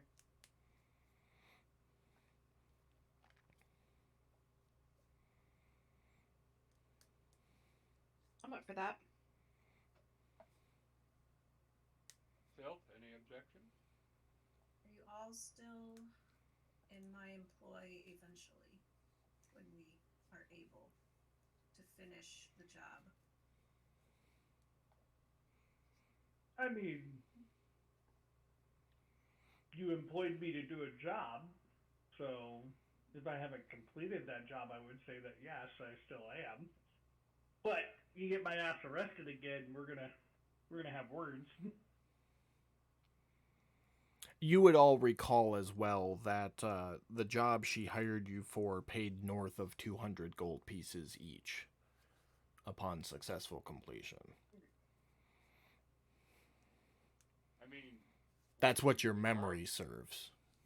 we already attempted the job and we failed. I don't know how we can go about. I mean, we were up there. We were there. I mean, the stuff was right there on the table, and that dude knew exactly what we were doing the whole time.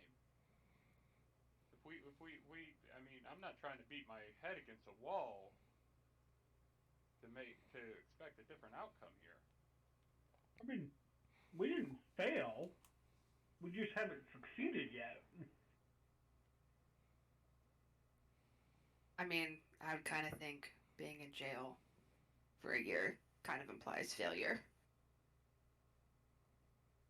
More of a speed bump. Just a little hiccup.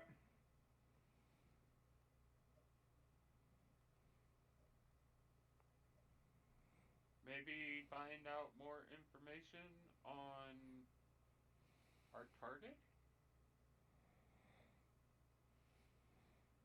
I do think we need to do more information if we're going to pull off that heist again. As I kind of look forlornly at Silt, more Which information implies needs to that be. you are still interested in finishing the job.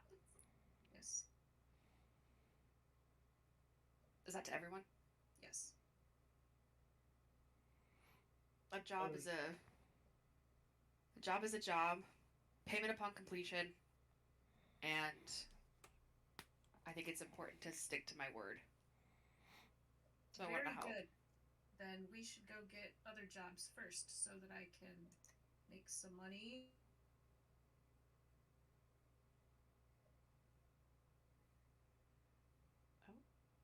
Oh, She did froze. you? Yeah, she froze. She froze. No, unfreeze her. But I think it's good. Sounds like get more money, get more funds, so that we can get more information to help Silk. Because I don't know about you guys, but I do want to get paid. I think that's the direction she was going with her comment was Mm-hmm. get more money, and do more research so that y'all can go back into the job in a more prepared fashion, and she can probably pay y'all a little bit more once it's successful. Yep, she dropped out, so she lost it for a minute there. Okay. I mean, aside from Sticky Fingers Tatty over there, I mean, we only make money when we're sticking together, so Is that in-game or out-game? that's in game. I don't know what you're talking about. You don't even need to roll. You know. Just saying. Whether we like it or not, we're kind of stuck with each other. Yeah, you say so. I'm just here because there's money involved. Otis is just gonna kind of dangle a little coin and be like, "Come on, you know you'll stay." Dance, boy. In Taddy's mind, he's trying to contemplate how to get that bag out of his hand without him even realizing it. You just let me know when and where. If you didn't piece that together, Brad, that's what I had you roll for off camera. Oh, I had a feeling. Yeah. No, he definitely, he's what you felt, but he was able to write it. You guys tied, by the way. Mm. Your perception versus his sleight of hand, y'all tied. You must have like damn near crit that bad boy. Out of character, I had a feeling you would come forward at some point. No, he rolled a 19, and he's got a +3 on perception, and you, with your modifier, rolled a 22 on sleight of hand, so y'all tied on it. So, What a roll. Katie, we ad-lib filled in the blank that do some more work, make some more coins, you can probably pay them a little bit more, and reapproach your job later on better prepared. I assume that's the direction you were going. Yes. Okay. And I think Galen mentioned that he wanted to honor I'm her word. Yes. And I'm game because there's money involved. As you guys are conversing, Pearl lets out a cute little as she snores and rolls over slightly. Can I just grab a bucket of water and throw it over there? Like, not the whole bucket, but, You know what I mean? heave the water from the bucket over there? Yes. Yeah. please. How many? Thank wait, God. Make a I dex. was hoping that fruit would Wait, hit. wait. This will be better. Make a dexterity check at advantage. No way. Oh, you're How many? you're done. bucket of water? It's been a half an hour. It's been a half an hour, Katie. So you're good there. Well, I mean- still want that bucket. I mean, Okay. is there more than one bucket? Oh yeah, there's absolutely more than one bucket. Okay, I'll grab one that isn't being used, or I'll grab mine. I don't care. Make a dexterity check at advantage. Out of character, I like the idea of him going for her bucket, and she just like immediately comes over and like slaps his hand away. Thank you. And you get the majority of the water on Pearl. Pearl, make a Constitution saving throw at disadvantage. Oh shit. Really? Yes. I mean, I didn't know water allergy was a real thing. It's not an allergy. I mean, Taddy's got some patience, but not that much. It's Oh, to boy. see if she wakes up or not. And yes, you absolutely wake up to just being waterboarded, basically. What the fuck? That's awesome. Morning, Pearl. Time to get to work. What's this? People to do, things to see. I think Otis there's a is just- leak in the roof. I don't know. Kid outside, you just hear, "What the fuck? What the fuck is this shit?" She's grabbing her axe and she's running inside, going, "What? What happened?" There's a hole in the roof of the tent, and she got wet. Otis is gonna point up. Pearl's just gonna get up and kind of just nod her head and just. Mutter obscenities to herself as she gets as much of the water off as she can. Yeah. All right. Everybody is awake. You've all had breakfast. Little breakfast conversations if you wanted them. What is the plan for the day? Patty, would you like the honors? Jump board. The job board. Jump board! Okay. You guys all step out of the Throneman's guest tent. Freeman for the first time. Seeing the hustle and bustle of everybody getting their stalls together for the festival to take place. Which path do you choose to get down to the job board? It's down by the Rusty Anchor, kind of in that area. So you got to go all the way back over there. Your anchor. Well, I mean, Otis is gonna look at Taddy and be like, "Why don't we go the other way? We didn't go the other way last time, right?" yeah, well, that's because that's where the peacekeepers are. We were What's wrong? avoiding them. But now we're free people. Yeah, we're free. Yeah, I still don't want anything to do with those assholes, but yeah, I suppose. I mean, you don't have to stop and like talk to them or anything. We can just walk through.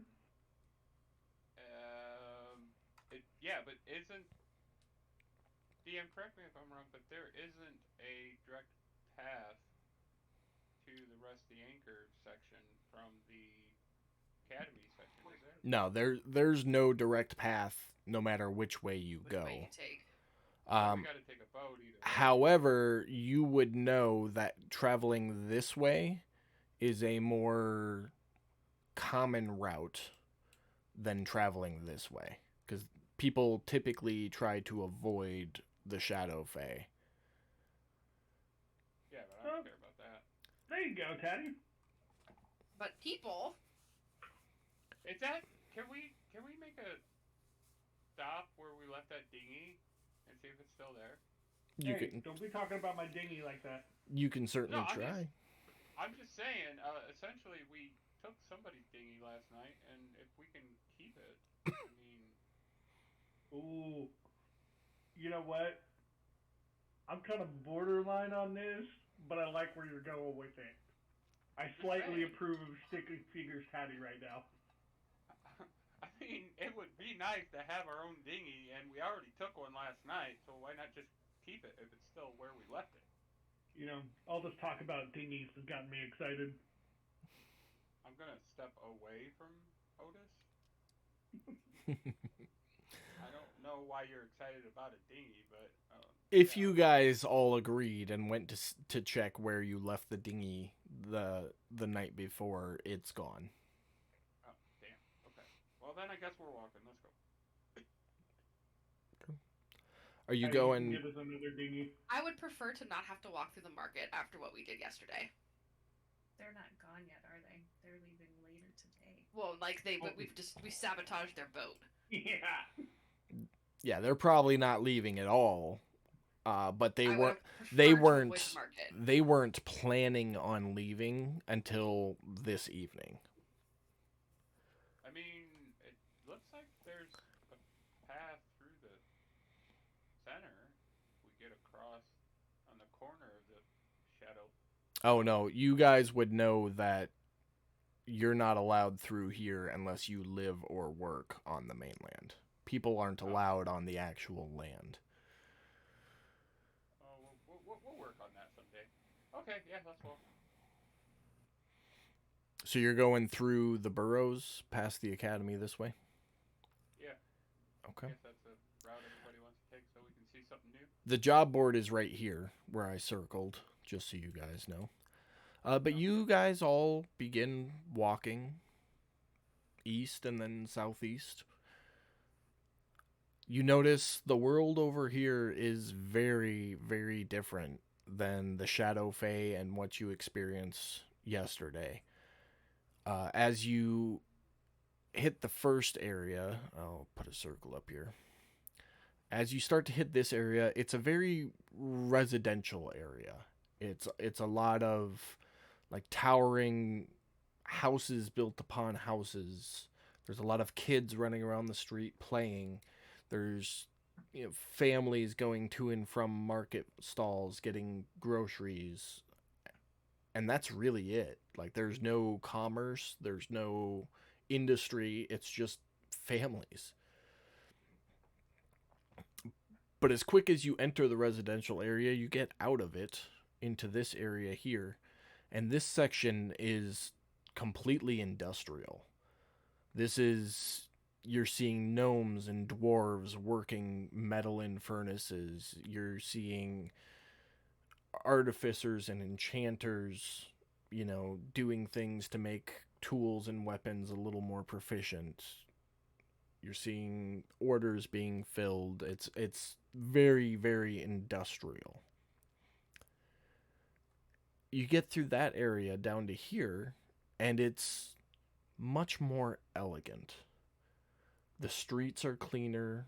The buildings are built a little more symmetrical. The roads are much easier to navigate.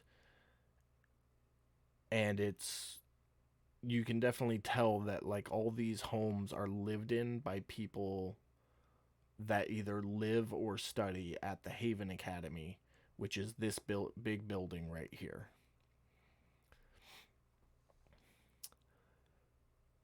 That's not the one we broke into earlier, is it? That's the one you broke into prior to getting your memories wiped. Thank you. But you make your way to the edge of the docks. You find somebody willing to shuttle all of you across to the southern reefs, which is this section over here. 5 silver, he'll take the lot of you. Whoever, if anybody wants to pay it up. Or sorry, 6 silver, because there's 6 of you now, 1 silver each.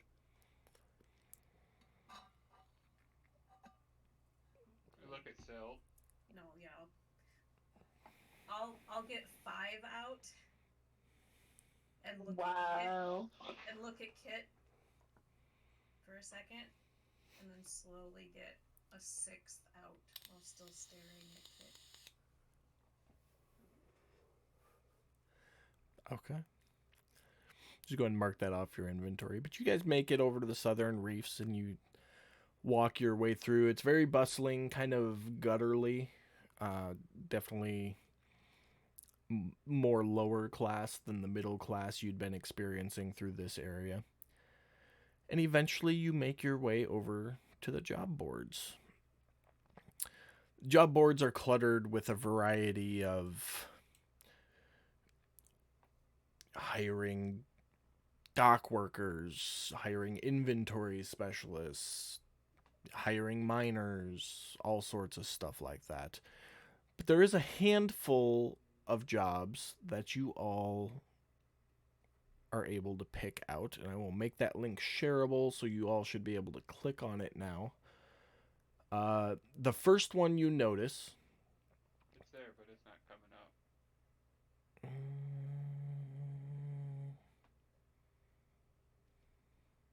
Try closing the map and reopening it. Oh, I gotta make it public. Hold on. There you go. Now it's public. There we go. The first job you guys notice is a bounty contract for one Galorian Tusktooth. It is a dead or alive contract. The reward is 200 gold. It was last seen in the Shadowfey ruins. Second job is in search of private investigator. Seek Gorin at the Haven Academy for more information. Reward only upon job completion. You find a notice for dock workers, 5 gold. Report to the gate at dawn for selection. So you kind of get the vibe that that's like a pool thing where everybody shows up who wants the job and they pick however many workers they need type situation. There's a notice for the Ruin Divers Guild Hall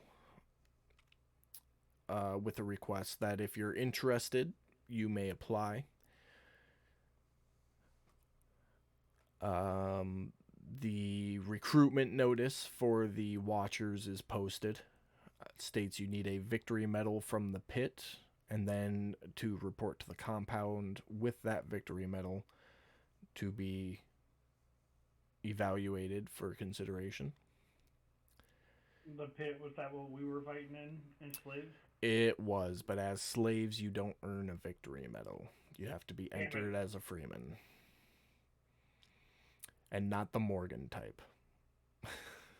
Hey, that was a good one. I give you props on that. Props to Max for putting that comment in the chat. So, the next. Is that you, Max? The next notice you all see is a missing persons notice. A small male gnome has gone missing. His name is Quadri. For more information, seek Athenlia in the northern boroughs. And then there's a request for help removing an infestation from a storehouse. The post was from Agatha at the Rusty Anchor. And those are really the only ones that stick out aside from like the routine day-to-day job type stuff.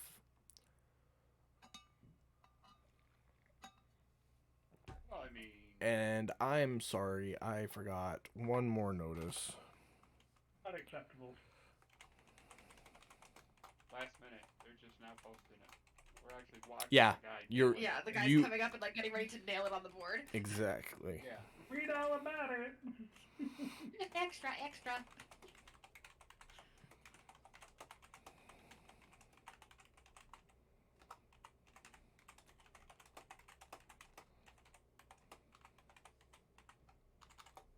Did you guys see me type that in real time? Yep. Oh, well, there you go. The last notice, which you saw somebody walk up and post, is to join the Fishers Guild. Seek the largest prey and earn commission with one of our crews. I mean, we're literally right around the corner from the Rusty Anchor, and Mhm. I mean, a little bit of cash or maybe a place to stay Yeah, outside of those damn tents would be nice. you would know also that the Fishers Guild headquarters is right there, and the Salvagers Guild is right next door to it. So you're right around the corner from all three of those. Wait, which Yeah. ones? Where they at? Just south of the temple. They're like right there. Oh, okay. I mean, we secure a little bit of coin and a place to stay with the Rusty Anchor maybe, and then that'll give us a home base, and then we can spread out for the other jobs. It's just You want Taddy's to split idea. up for the jobs or what? No. Okay, we're not I mean- splitting up for the jobs. Well, the problem with splitting up with the jobs is we don't know what any of these jobs are going to get us into. That's true. That's fair. But Daddy brings up a good point. I mean, we don't really have a place to stay, right? I don't think we can go back to those tents. Oh, They I think offered they us welcome two us ice- back. Oh, Oh, I sure thought they they'll were- take us back, but that doesn't. I mean, because he said we were more than welcome because we were his favorite fighters. But damned if I want to go back there. Yeah. Fair.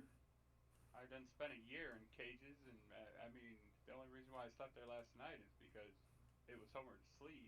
Whoa, hold on. Nobody's forcing you to go back, alright? Alright. Yeah, let's just go to the Rest Acre if anyone else has objections. I mean, I'm not gonna lie, that Dead or Alive wanted poster looks really tasty, but when we're done killing the guy or dragging him in or whatever it is we end up doing, we still need somewhere to put our heads down and, you know, gain a little favor with the Rusty Anchor would probably be a good start for base of operations. I think that's a fair point. Yeah, I'm good. Any objections as I Okay, look around the Selt, group? Pearl. No objection. Yeah. And then what job do we want to go for after that? or do you want to just focus on that for now? We just I- focus on that for now. Yeah, and see if anything changes in between us getting this job done and, I mean, 200 gold. That's split that up 6 ways. Yeah, I'm not doing math in my head right now. Yeah, it's close enough. All right, to the rusty anchor once again. Huzzah! About 25 gold apiece, give or take. All right. Well, then it sounds like we're all off to the Rusty Anchor to Well, go it's- find Agatha. Did I say that? Yep, Yeah, Agatha. Agatha. So you guys make your way to the Rusty Anchor and ask for Agatha. That's the barkeep, right? The barkeep you had met previously was male. Agatha is a female. It does take a little bit of time, but she does eventually present herself and introduces herself as the owner of the Rusty Anchor and asks what she can help you with. You got a posting about an infestation. We thought we'd come see if we could give you a hand. Make a little cash, maybe find a room. Oh, well, we definitely have rooms. Be more than happy to accommodate you there. It is a communal room. I don't know if that'll really make any sort of difference for you, but yeah, no, the infestation. So we keep all of our cold goods stored in the water because water's cold. It works. But we've had an issue lately with reef sharks. They've been surrounding our goods, and we really just need somebody to get in there, clean them out, and let us get back to our supplies. Is that something you might be interested in helping us with? What's the pay? It was Not posted. That's why I'm asking. no, it wasn't posted. There's quite a few of them, and we really need them gone because without the supplies, we're no good. We could do 50 gold per person.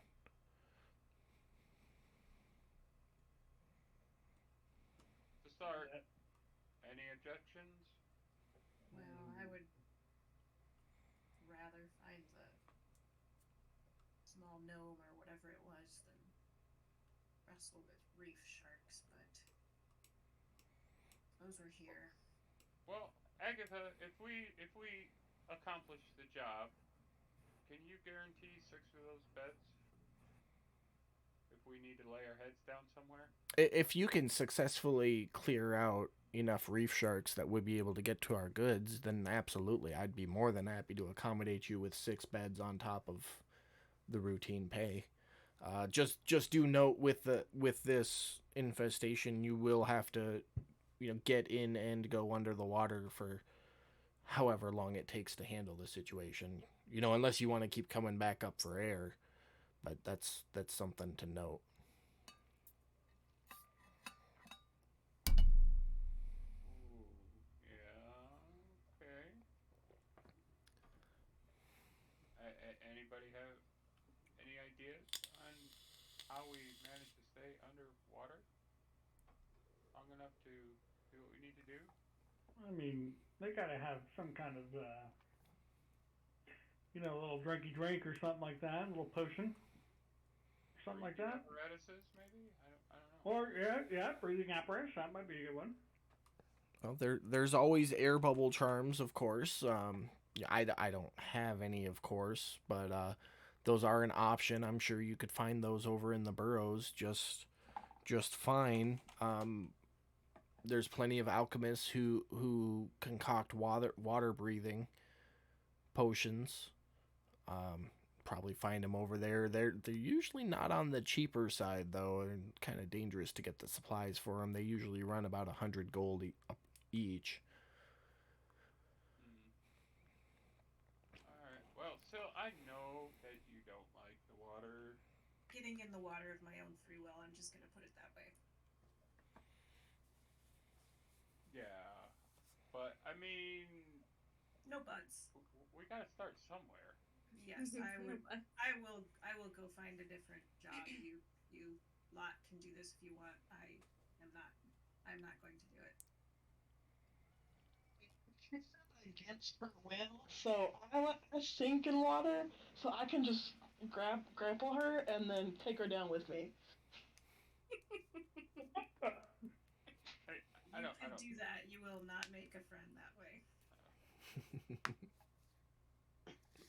Well, I, as the DM, misspoke. I apologize. The potions of water breathing are about 70 gold per person. Is the going How many rate reef currently. sharks are there? Oh, there's quite a few. Last time I went to look at supplies, there were at least 6 circling. But yeah, they're sharks. They come and go. There could be more. There could be less. But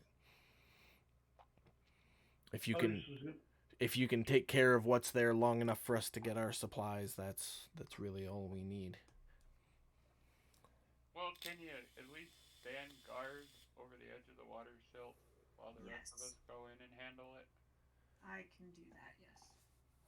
Oh, hold on. What if? And I don't know if this is possible, but it might be possible. Is your issue you just don't want to go in the water because you don't like being wet, or you don't want to go in the water because you can't breathe in the water? I do not want to be in the water. Well, yeah. I was going to suggest getting her some kind of possibly a suit. Maybe that might help, but Maybe a submarine sized suit would be fine. you heard it. If I heard that correctly, you heard it. Good luck. Good luck getting one of them fish suits off of the Salvagers Guild. Those things are a hard commodity nowadays. So, hey, look at that. Otis solving problems. We just got to go work for the Salvagers Guild. I'm just saying. No, you have to find a submarine, not a suit. A submarine sized suit would be a submarine. Oh, a submarine type suit. My God. Sorry to get your hopes up. Damn it. Well, what do you guys want to do? We got to go make some money. Well, we have I have 2 workers waiting, and she'll indicate to you where they're waiting. They're just kind of like waiting for an opportunity to get their stuff, but it's right in the water right there. It's not very deep, but it's deep enough that you definitely have to go underwater to handle what's necessary. She does go on to tell you that the workers are on a small, little bit bigger than a dinghy, but still a small ship, just big enough to carry some supplies to and from the cold storage, as it were. If anybody wasn't getting in the water, they'd be welcome on the boat with the 2 employees. Go ahead. So, question. Yep. I am a friend of the sea. Yes. May I go in there and try and talk the sharks into leaving? You could most certainly try. I would like to attempt to do that. Okay. Well, you guys are still in the Rusty Anchor right now. Are you going to make mention of this to the crew? Sure. Well, in that case, you could also speak with the sharks. You gotta get in the water with them. You're not gonna come up to the surface to talk to you. They might. You never know.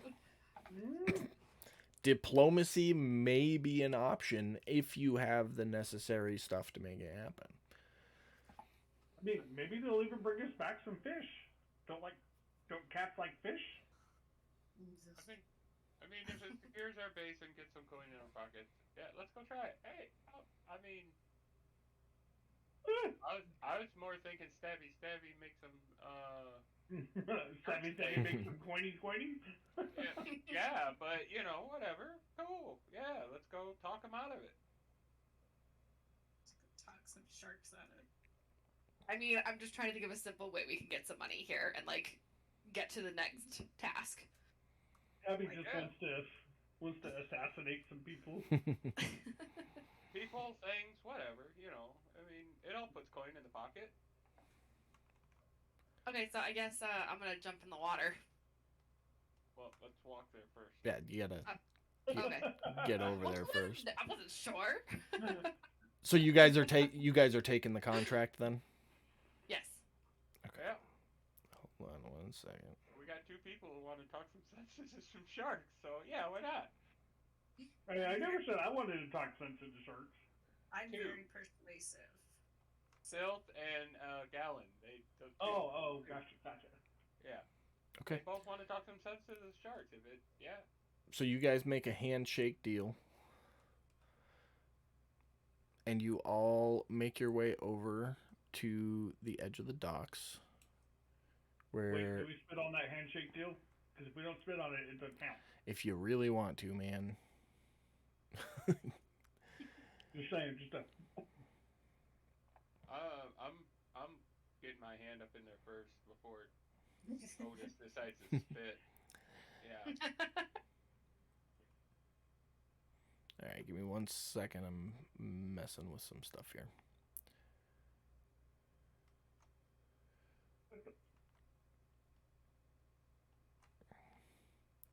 But you all board the wonderful ship. And it's going to be weird because this is the first time I've messed with tokens like this, so just bear with me. All good.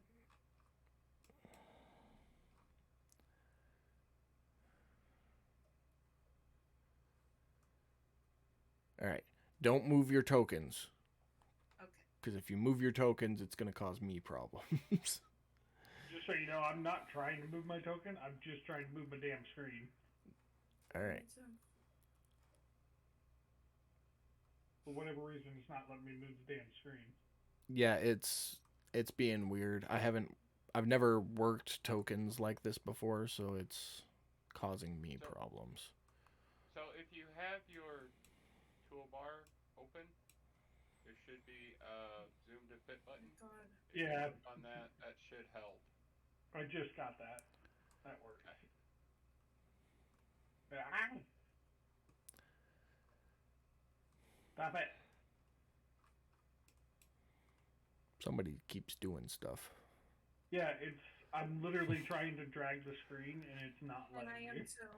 But the numbers keep populating 30, 25 when I try to do it and takes over the whole screen. Yeah, I'd say for Okay, I now got it. just zoom to fit and then work with that. Got it. All right, so they row you out, and the crew gives you we're right above where we store our supplies right now, and as you all look over the edge, you can see 7 reef sharks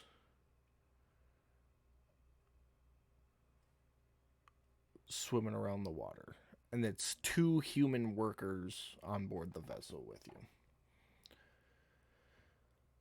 Alright, Finland, do your thing.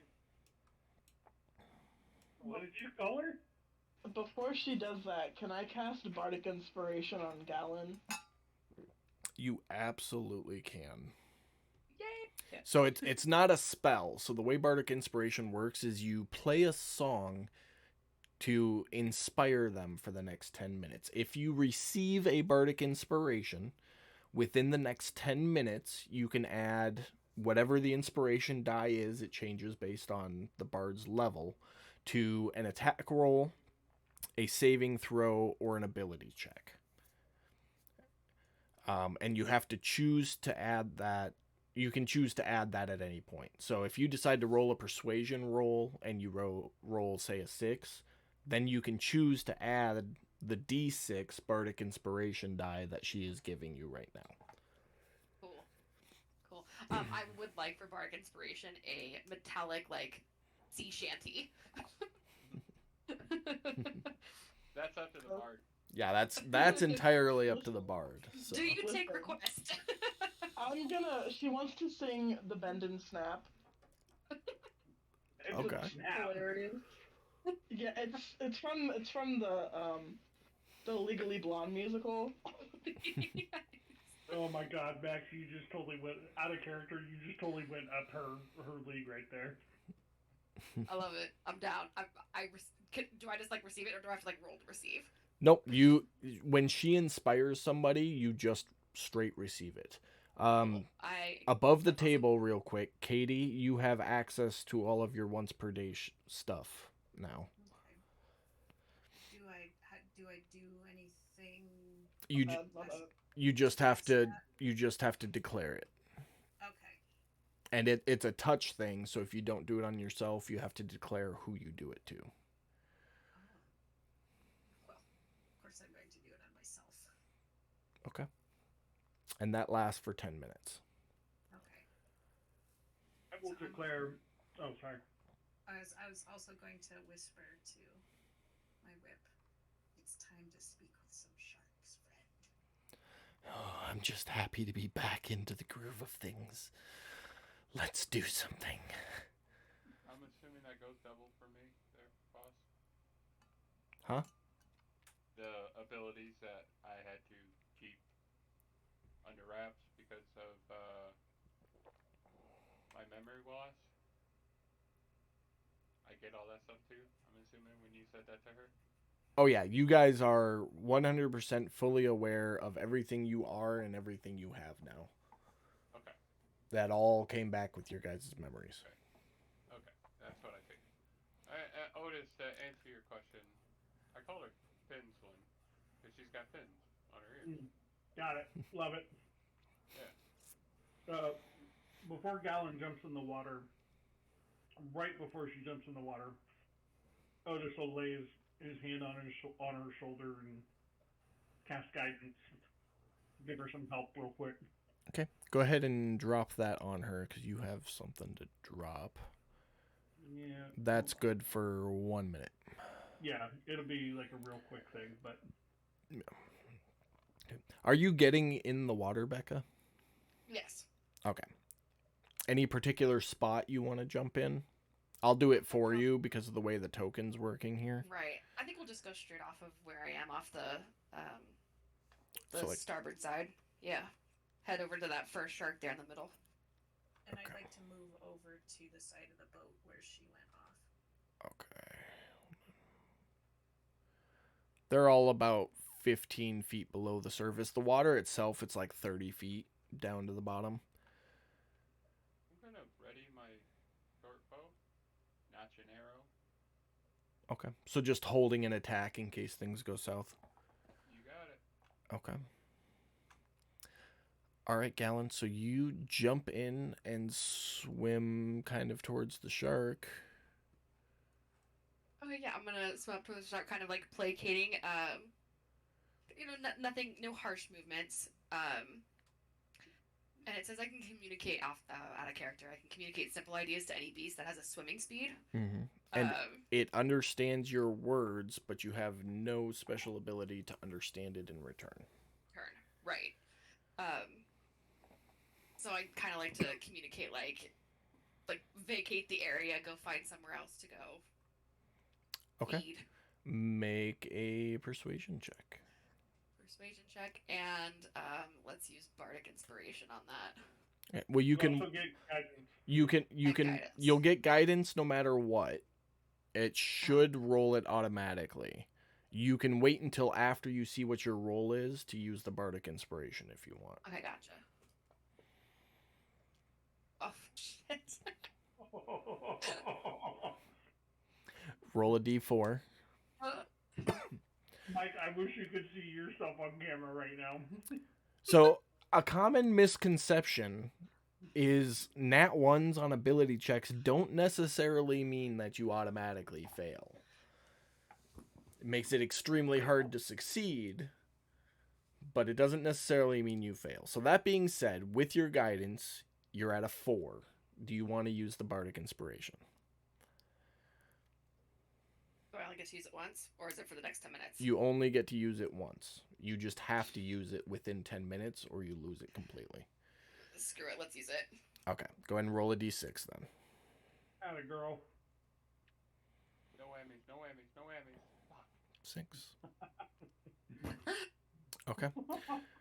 So tell me exactly what you say to this shark. Fishy friend. Please take your friends and move to a different location. We need to get the supplies from right here for our land dwellers in the boat. Please and thank you. You wait a moment after speaking to him, or it. You don't necessarily know if he's a male or a female. Doesn't really pay a whole lot of attention to you. Just kind of keeps circling the little area that he's in. And you get the vibe that not feeling too persuaded to leave. Like they're here with an intent. They're gonna be here with an intent. But he's not being aggressive towards you. Is this a once a day ability, or is this can she use it? No, she can do that constantly as a sea elf. She just has no way of understanding if it speaks back to her. Okay. Any chance that I could draw them away a little bit so that they can get the supplies?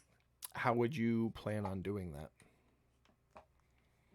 Walking up to this first shark and punching it in the gill. Is that what you're doing? And then I'm assuming you're going to swim away. Yes. Okay. Out of character, Mike is just so tight. So if that's what you choose to do. Haven't fully decided. I'm just talking out loud. Okay. So above the table, if you were going Mike's to... gonna say something. if Hold it- on. Go ahead. Yeah, I was gonna say, is it okay to kick in some newbie advice here? Yeah, so we'll kick in some newbie advice. That's absolutely something you can do if you so choose. Is it the smartest decision? You in shark-infested waters by yourself? Probably not. Because you all didn't talk about contingency plans for if something like that happened. But you very well could roll an attack, see if you hit to aggro the sharks, and then draw them away to give whoever a chance to recover the goods. That is absolutely something you could do. Drawn out advice. Simple advice. You're in a water full of a bunch of sharks that want to eat something by yourself. I mean, self-explanatory. Probably not the best idea. I say hashtag fuck it. That's her choice. He's right, though. That is your choice. Well, I don't see the point of now going. I mean, I just don't know if I trust my rolls to go to like Okay. every shark. I Wait. am very persuasive. You do know, Gallon, after getting in the water and getting the general vibe, that these are the only sharks in the area. Wait, there's one more tidbit of advice I can throw in there. Did you like creating your character? Yeah. How would you like to create another Create another character? Because if this goes badly, that's what's gonna happen. That's an if, though. Yes. Well, I mean, you're gonna put out the couldas. I mean, I'm gonna throw out the couldas too. It's possible walking down the street you might have to end up rolling a new character at the end of the session. I mean, this is D&D. That's the beauty. You get to do dumb shit and still sleep in your bed that night. So Right? No, you're absolutely right. She wants to fuck around and find out. Let her fuck around If- and find out. you are... I need to be careful about what I say because I don't want to reveal anything you haven't. But you are your character. You know your character's backstory. You know in this type of situation what your character would and wouldn't do. Don't play to what the group would want to happen to make things go perfectly. play to your character and play to what your character would do. I will You second that. you just spoke to this shark and said, "Please go away so we can recover this stuff." And the shark basically told you to go fuck yourself with body language. Okay.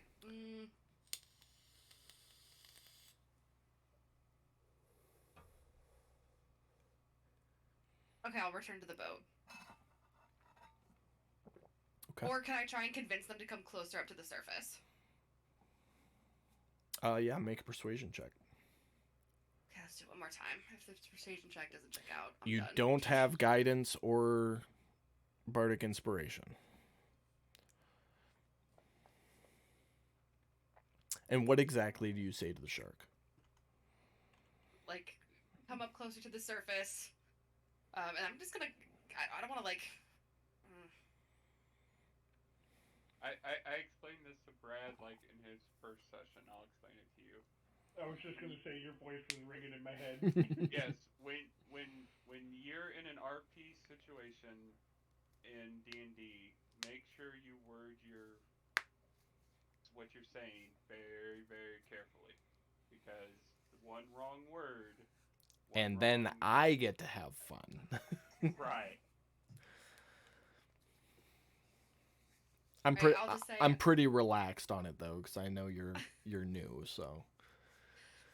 Well, I'll only learn by having these conversations Exactly. and fucking up. Exactly. So it's all good, man. Yeah, let's try and go them up to the surface by saying like, come up to the surface. There's more chum, more meals up ahead. Okay. As you kind of start swimming backwards and floating yourself up to the surface, the shark follows. On the mention of chum, the shark is like, well, I could eat. That's the general behavior that you're getting off of it. And it comes back, it's up at the surface. Alright. Does Silt want to try anything? I can see the shark now. Yeah, it's up at the surface. I mean, its head is just below the surface, but like its dorsal fin is above, and Okay, so I'll lean over and say to the shark, I guess say, well, hello, beautiful, powerful shark. What is it that you sharks desire? as Silt leans over the side of the boat, the rest of you hear this like guttural, almost subsonic sounding chitter come out of Silt's mouth. And then you hear the shark stick its head above the water surface and respond with the same kind of noise. Silt, you hear, "We're starving. No food near. Things come in the water here, and we wait for them."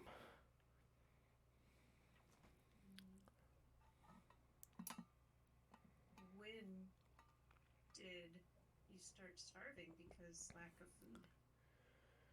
Food comes, food goes. Sometimes there's lots, sometimes there's none. Where did you used to feed before you found this food? We go everywhere.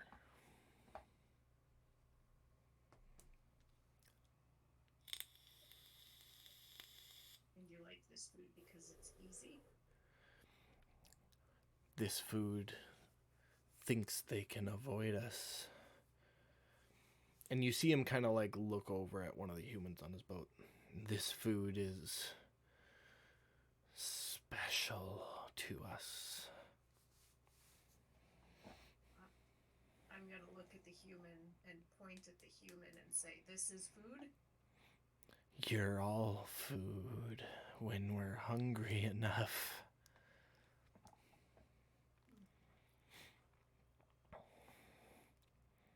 Except her. She's different. And he kind of like turns and aims towards Galen a little bit. Ah, you like her well enough. I don't like her, but she feels familiar. Like She's another fish. Is there anything we could do to persuade you to hunt other waters? Do you have food for us? Of what variety? Not picky, just food. Anybody paying attention will notice that the sharks are swimming around and moving. How much do you want? All of it.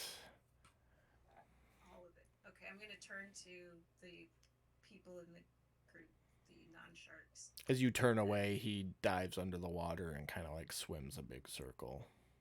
Okay. Let me see. How much food do we have here with us, guys? Rations and such. I mean, we've got some rations.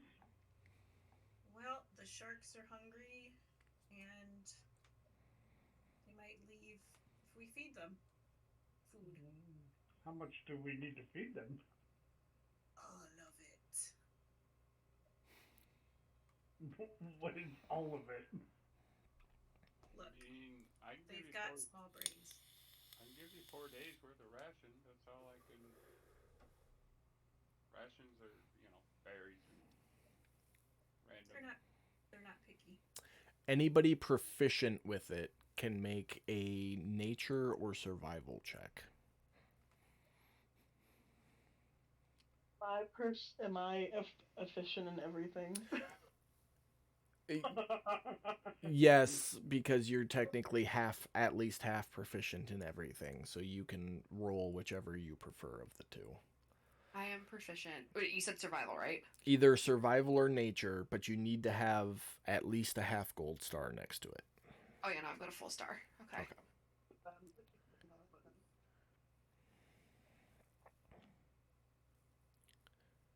Okay. So hearing this conversation as you guys are discussing your rations, Kit and Gallon, you would both know that your rations are dry goods, and these sharks like meat, preferably fresh meat.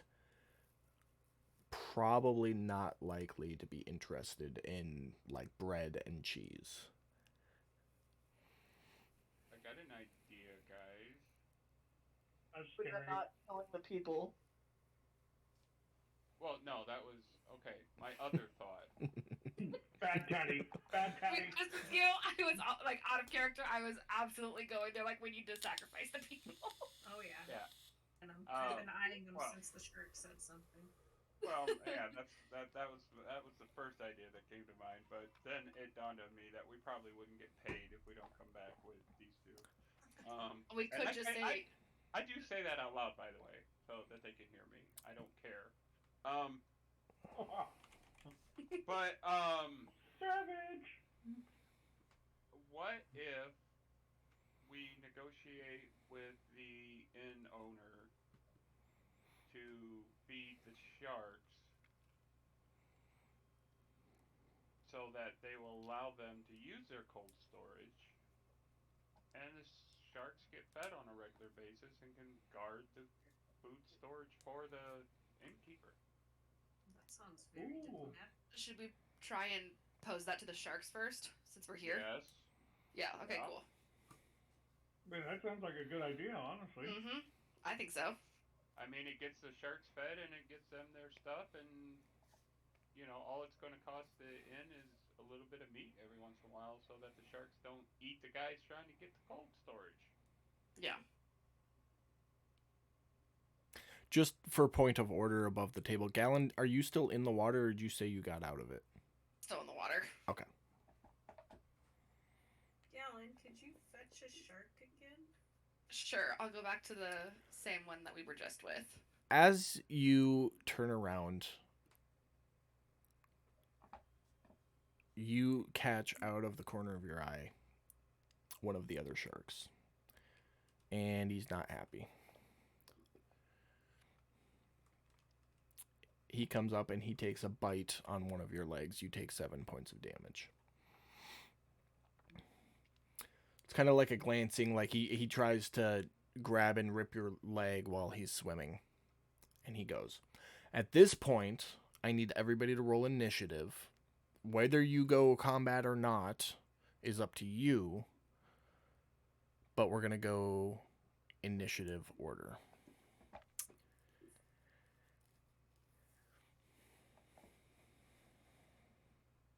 did have a ready to action.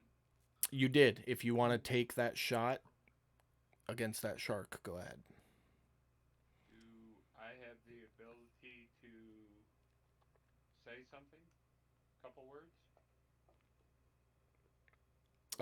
If you want to like call it out as you take your shot, sure. What I want to yell is Gallon, yes or no, and I just point my arrow at the shark. Yeah, go for it.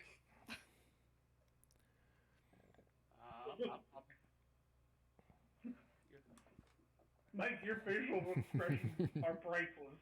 23 to hit that. That'll hit. 6 points of damage. Is it stealth involved? For being No. Okay. No, they can. I'm still learning the whole sneak stuff, so that's why I'm asking. Yeah, no, you you weren't hidden in that situation. But we are here, top of the order. There's now blood in the water. Kit, you're up first. Blood in the water. All of you just heard Gallon yell out as this shark took a bite.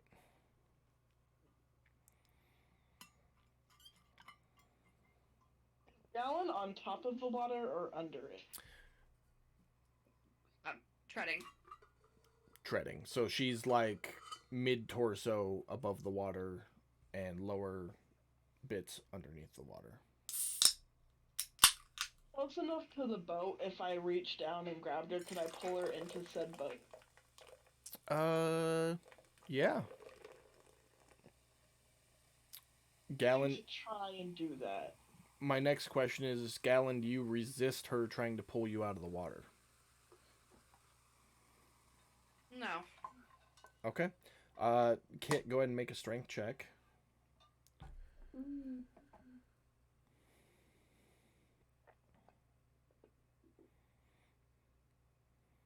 Okay. No issues there. The shark does lurch to take another nip, just missing your legs as Kit pulls you out of the water onto the deck of the ship.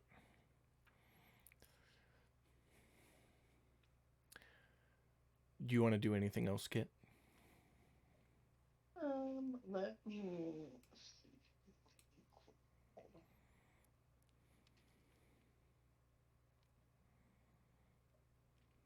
No.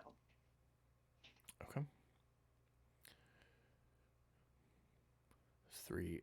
That shark kind of swims over here. This one goes into a circle. And this one comes out from underneath the boat. Odes, you're up. So the first thing that Otis is going to do is he's going to walk over to Gallon and place his hand on Gallon's wound and cast Cure Wounds at level 1. Okay.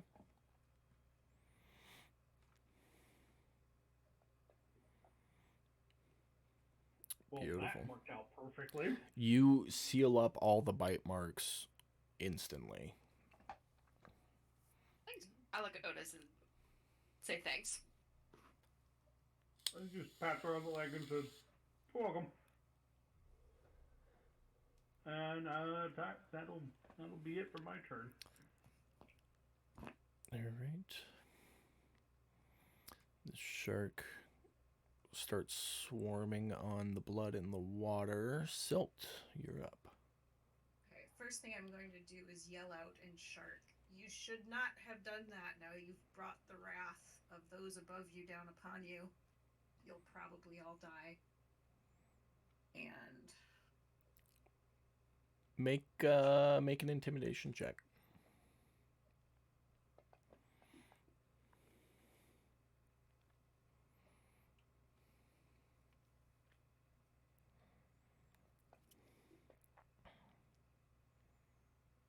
They seem unfazed and do not respond to you.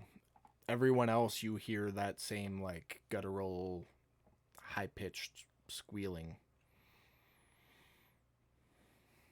as she yells in Sharkanese. Sharkanese. Sharkanese. don't want to waste the spell, you know? It's just like Goblinese. Throwback to Wednesday. Shout out to Dane. Everybody go check out Diggity Dane TV on Twitch. Anything else you want to do for your turn, Silt? Yeah, I'll get my crossbow out and a arrow to shoot him. Okay. Go ahead and take your shot.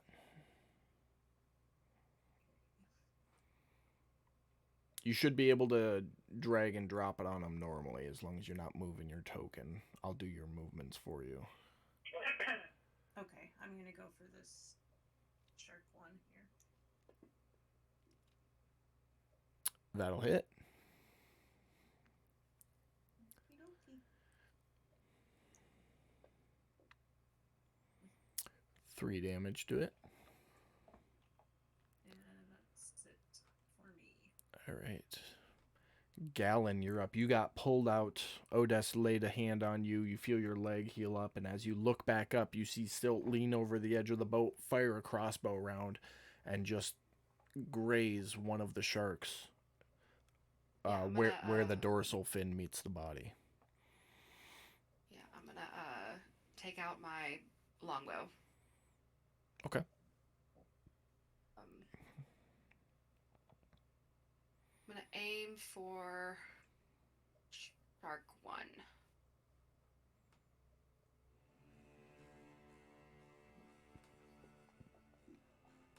Right? That is a nat 1. As you go to... Hold on. As you go to draw your longbow back, you hear a loud popping noise as your shoulder dislocates from the stress. And you cannot use anything that requires 2 hands for 7 rounds.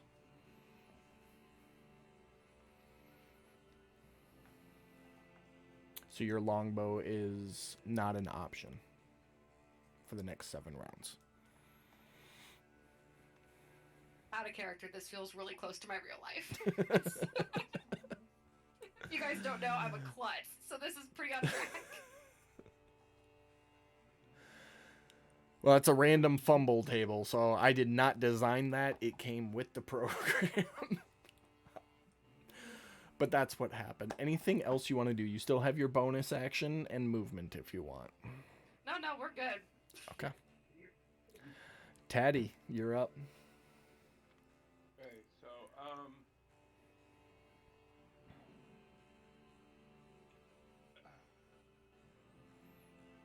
so this is going to be where the new portion for me comes in here. Okay. So sneak attack. Yep. I have to get advantages on rolls to do that. Correct. If I'm hidden, do I get advantage on the attack rolls? Yes. Like if I stealth and then try and shoot one of these things, would I get my sneak attack?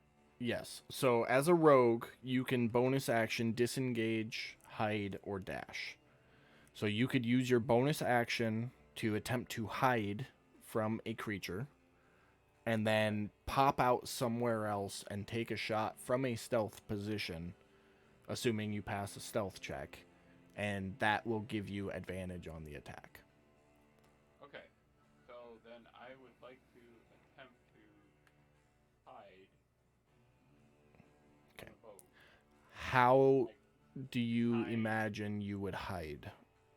Like behind Pearl and these guys are down in the water under the boat. Let's So crouching down below everybody. let's just to make sure this works properly. Which one are you trying to attack? I was going to try and keep going with number 4 Okay. since he's already wounded. If we can get one dead in the water, maybe the other sharks would eat him. Gotcha. Okay, go ahead and roll a stealth check for me.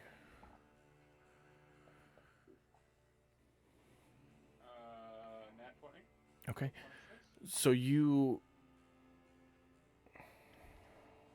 again, trying not to ruin y'all's stuff, you kind of like duck down and take a couple steps over and pop back up with a much better angle on the shark.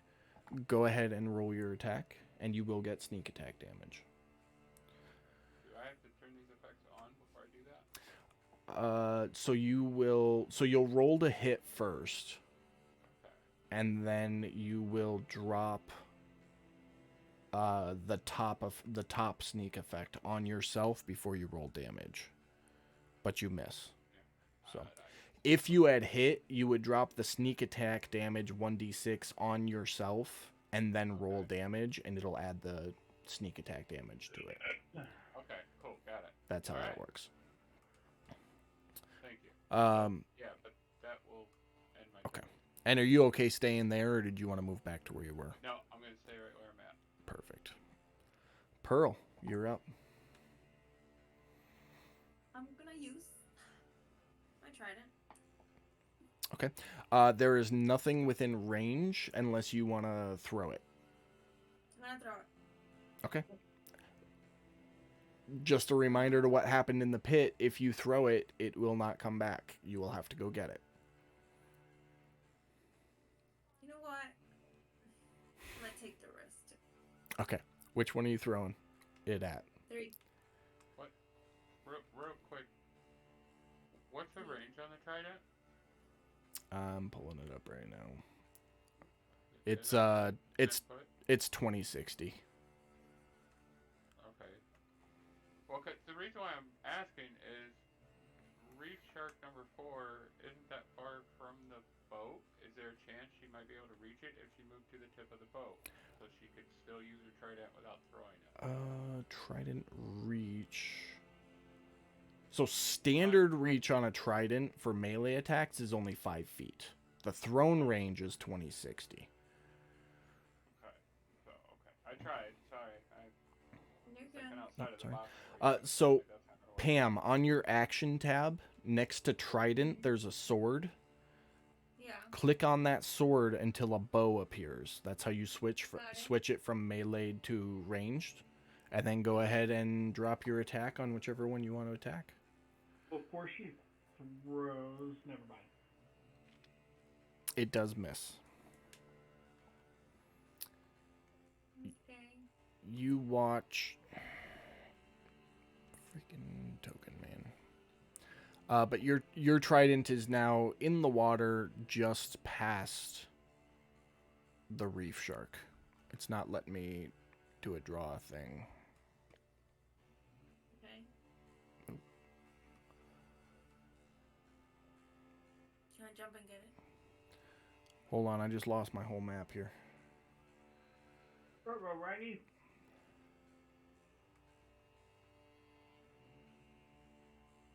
There we go. It is about right here. Where? Right above Underneath the right tree. above Shark 3.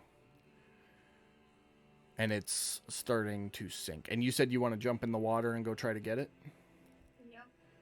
Okay. Right now it's about 15 feet. So yeah, you'd be able to get over to it and grab it. Perfect. And you're now in the water. Can I get back on the boat? What's your movement here? 35.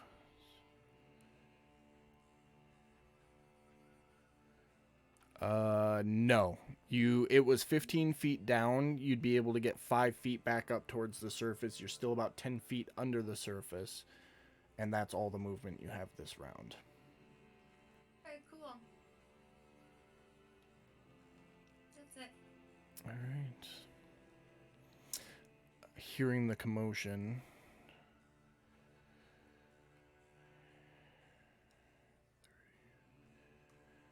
This one's going to start swimming over. This one's coming right at you.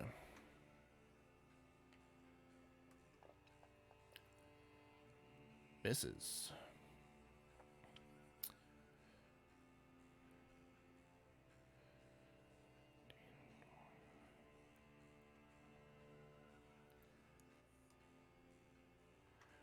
This one surfaces heading towards you. And we're back at the top with Kit.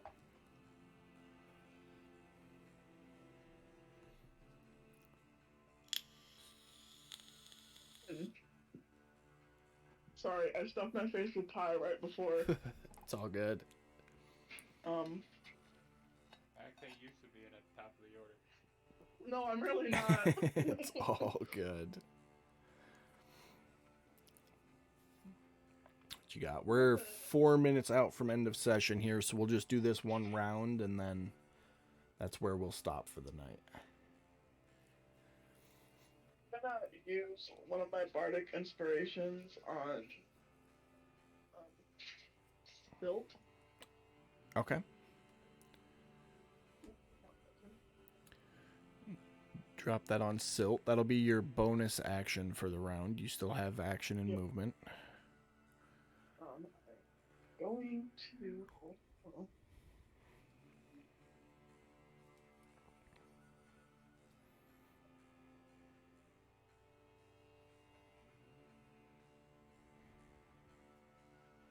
Just gonna move closer to the human, right in between the human and Silt.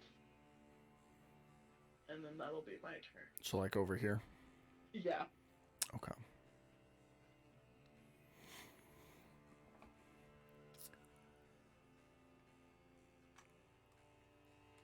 This reef shark. It's a blood in the water scenario right now. But it misses Pearl. This one's gonna swim around here, and it's actually gonna try to take a chunk out of the boat. Which it does.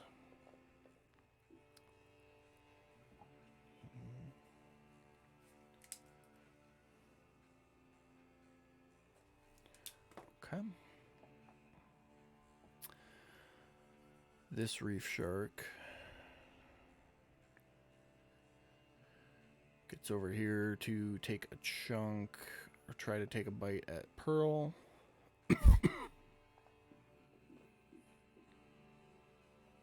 Still misses. Odess, you're up.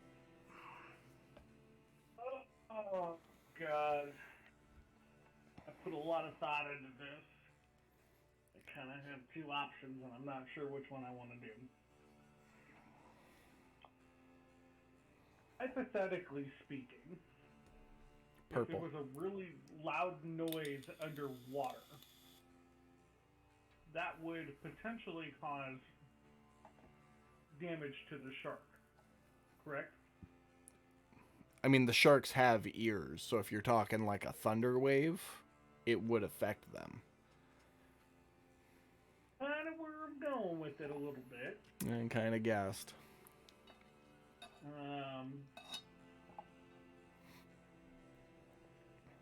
It's either that or I throw a rope. Let's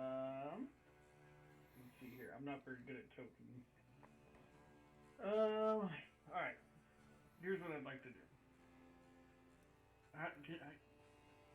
What's the measurement from the side of the boat to shark 2? You're talking like if you stepped up to right there? I'm talking if I drop down in the water just on the side of the boat. Like right here? Possibly. Like a little bit over here. Let's see. So it would be 25 feet of your movement to be on the surface. And to Shark 2, it would be another 10 feet to get over to it. Okay. So, hopefully this doesn't... I'm really hoping this doesn't come back and bite me in the ass. But it might. I'm going to drop down in the water, like right where I'm at, right there. Okay. And I'm going to cast Thunder Wave. See if this works. I'm hoping it's going to really just fuck up their equilibrium and everything else with them. Kind of the premise of, like, I don't know if you've seen any of the studies about sonar and sound waves underwater. I definitely have. However, this is D&D, my friend. So, Super I was kind of going with that idea, so hopefully that Nope, I hear you. is something. You need to target every creature within that cube, and then roll the saving throw. It's a 15-foot cube originating from you, so would that be 15 feet out from me, or just... Out from you. Okay. It's like you excel the force. So Shark 3, Shark 6, don't worry about the human. I'll deal with him. Kit and Silt, you need to target all 4 of them and roll the saving throw. Well, would they be hit by it because I'm in the water? They are still within 15 feet of you. Alright. Sorry, guys. How do you target them? It's shift, right? Left control and then left click while holding. Does Thunderwave affect objects? It does. Sure does. To target the boat too. I will deal with the boat. Okay. I think I have everybody selected. Sure do. Go ahead Alright, and roll the let's saving go. throw.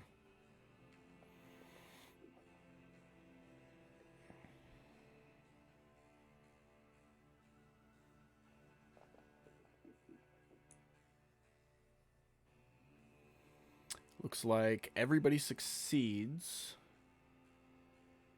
So Well, that's somebody there's with a good thing. so it'll be half damage and none of the 4 of you are pushed. So still drop the damage or still roll the damage.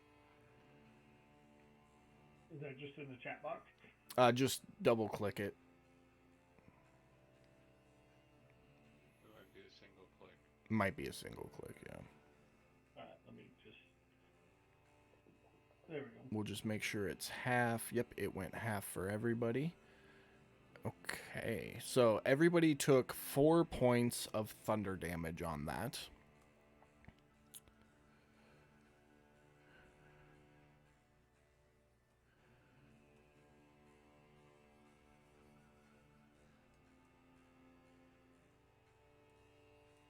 You're so mean to us, Otis. That was not how I had planned that going down. Just out of character, just so we're clear, that's not how I had planned that going down. But hey, lesson learned. The boat also shifts 10 feet away from everybody in the water.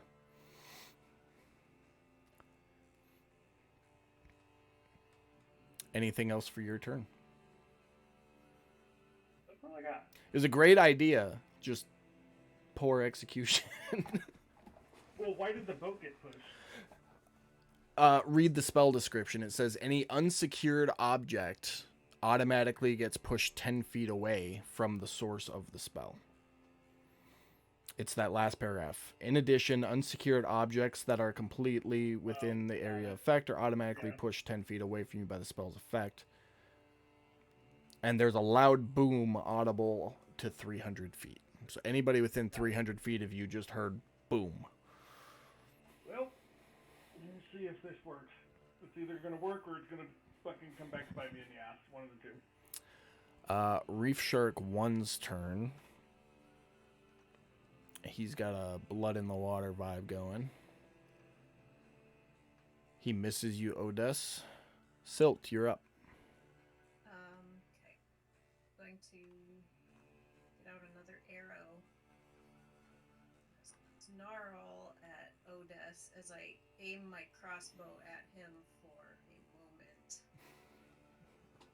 Try to make eye contact through the water, but he probably can't see me. And then shoot at Reef Shark 1, because I'm not that angry yet.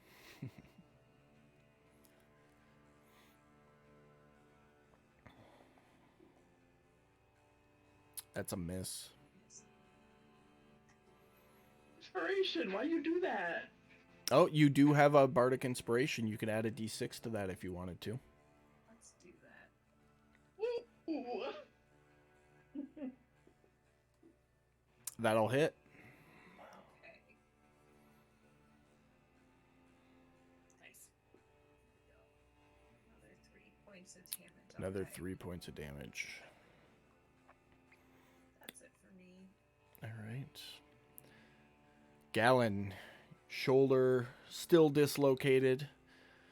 Knowing you can't do anything that requires two hands, what are you up to? I mean,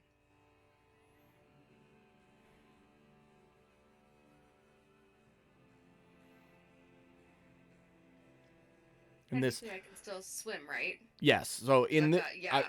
I was just gonna break it down for you above the table. In this situation, based on your character and inventory, you literally just can't use your longbow. You could still Right. use your short sword. You could still cast your spells. You just can't use your longbow. That's it. Okay. Okay. And I'd say you Hold on. lose like 5 feet of movement speed while Okay, swimming. Okay. All right, hold on. Give me a second to think.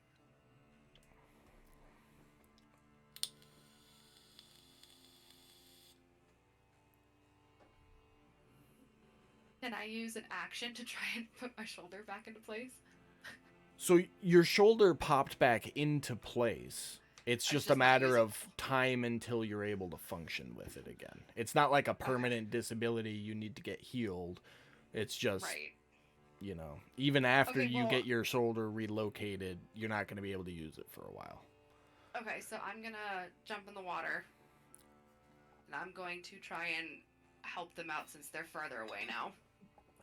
Okay. And I'm going to swim up on shark number 1 and use my short sword. Okay. You'll get advantage for flanking. Its attention is on Odes currently. Oh, so I have to click Yep. So bottom left corner, you advantage, click yeah, the bottom left. ADV, and then Okay. once you've got that ADV clicked, you just drop the hit for the short sword on the shark.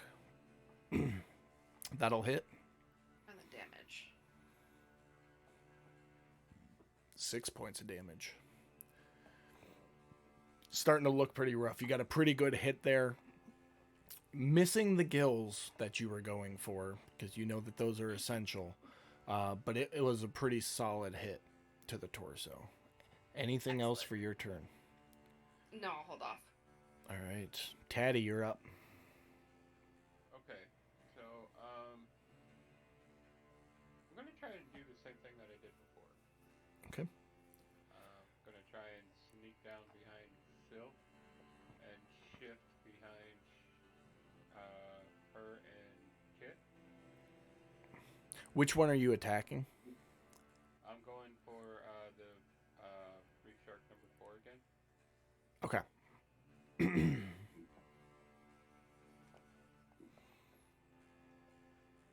It does not see you. Good. That hits. 60. So drop the effect on your character and then roll the damage. Okay, so I need check. And this damage. Double twos for an 8.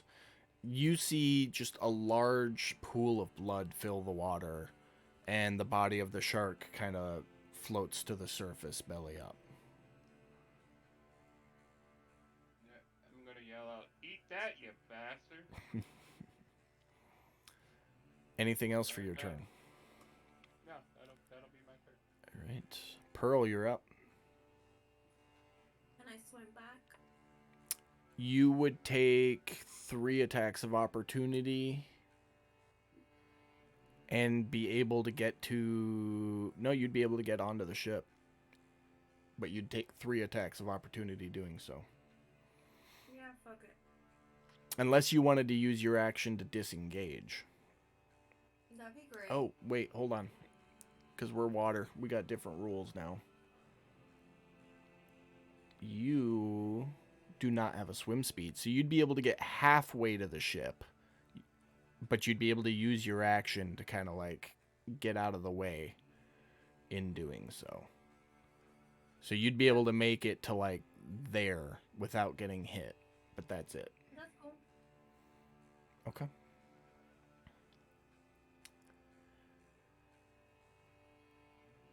Reef Shark's turn. He is going to reel around to attack Odess. That is going to hit. 10 points of damage. As a reaction, I'll use Wrath of Storm on him for lightning damage. Okay, go ahead.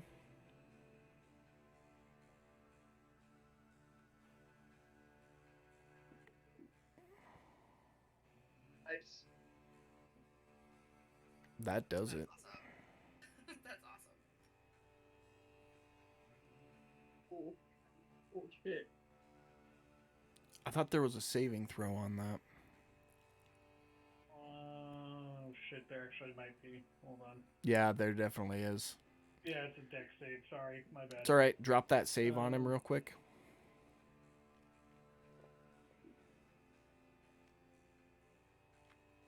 He would have succeeded. So I think that's half damage. So it would have been half damage, which would have been 6, and you exceeded by 4. So he's still got a little bit left to him. Oh, holy shit. Sorry. Hold on, I gotta close my window. It just fucking started storming. Nope, it's all good.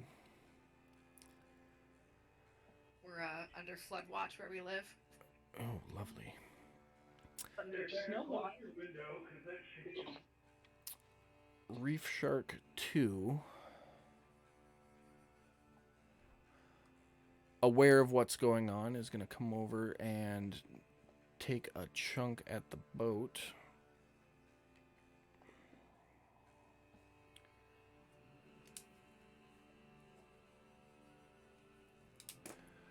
And that is going to finish out the round and tonight's session.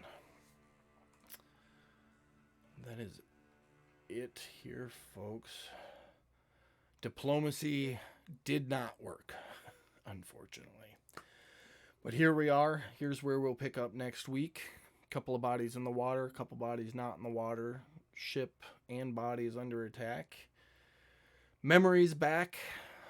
Trying to figure out where you guys are going to go and what you guys are going to do, and we'll see where that leads us next week. Thank you everybody who came to watch the stream. Super appreciate you. If you haven't already, make sure you drop that follow so that when we get to 50 viewers, we can get out that $50 gift card to one random lucky winner. And yeah, that's about all I've got. So couple seconds here, we'll have a raid ready. It looks like we're raiding Blue Mew tonight. I don't know. It's a random person. I just type in the D&D prompt. So we're going to get that raid going. Thanks everybody for coming. We'll see you Friday for Lord Z's Fantastical Dungeon, episode 44. If not, we'll see you back here next Sunday for episode 4 of Waters of the Deep. Bye and good night. Bye. Bye, all.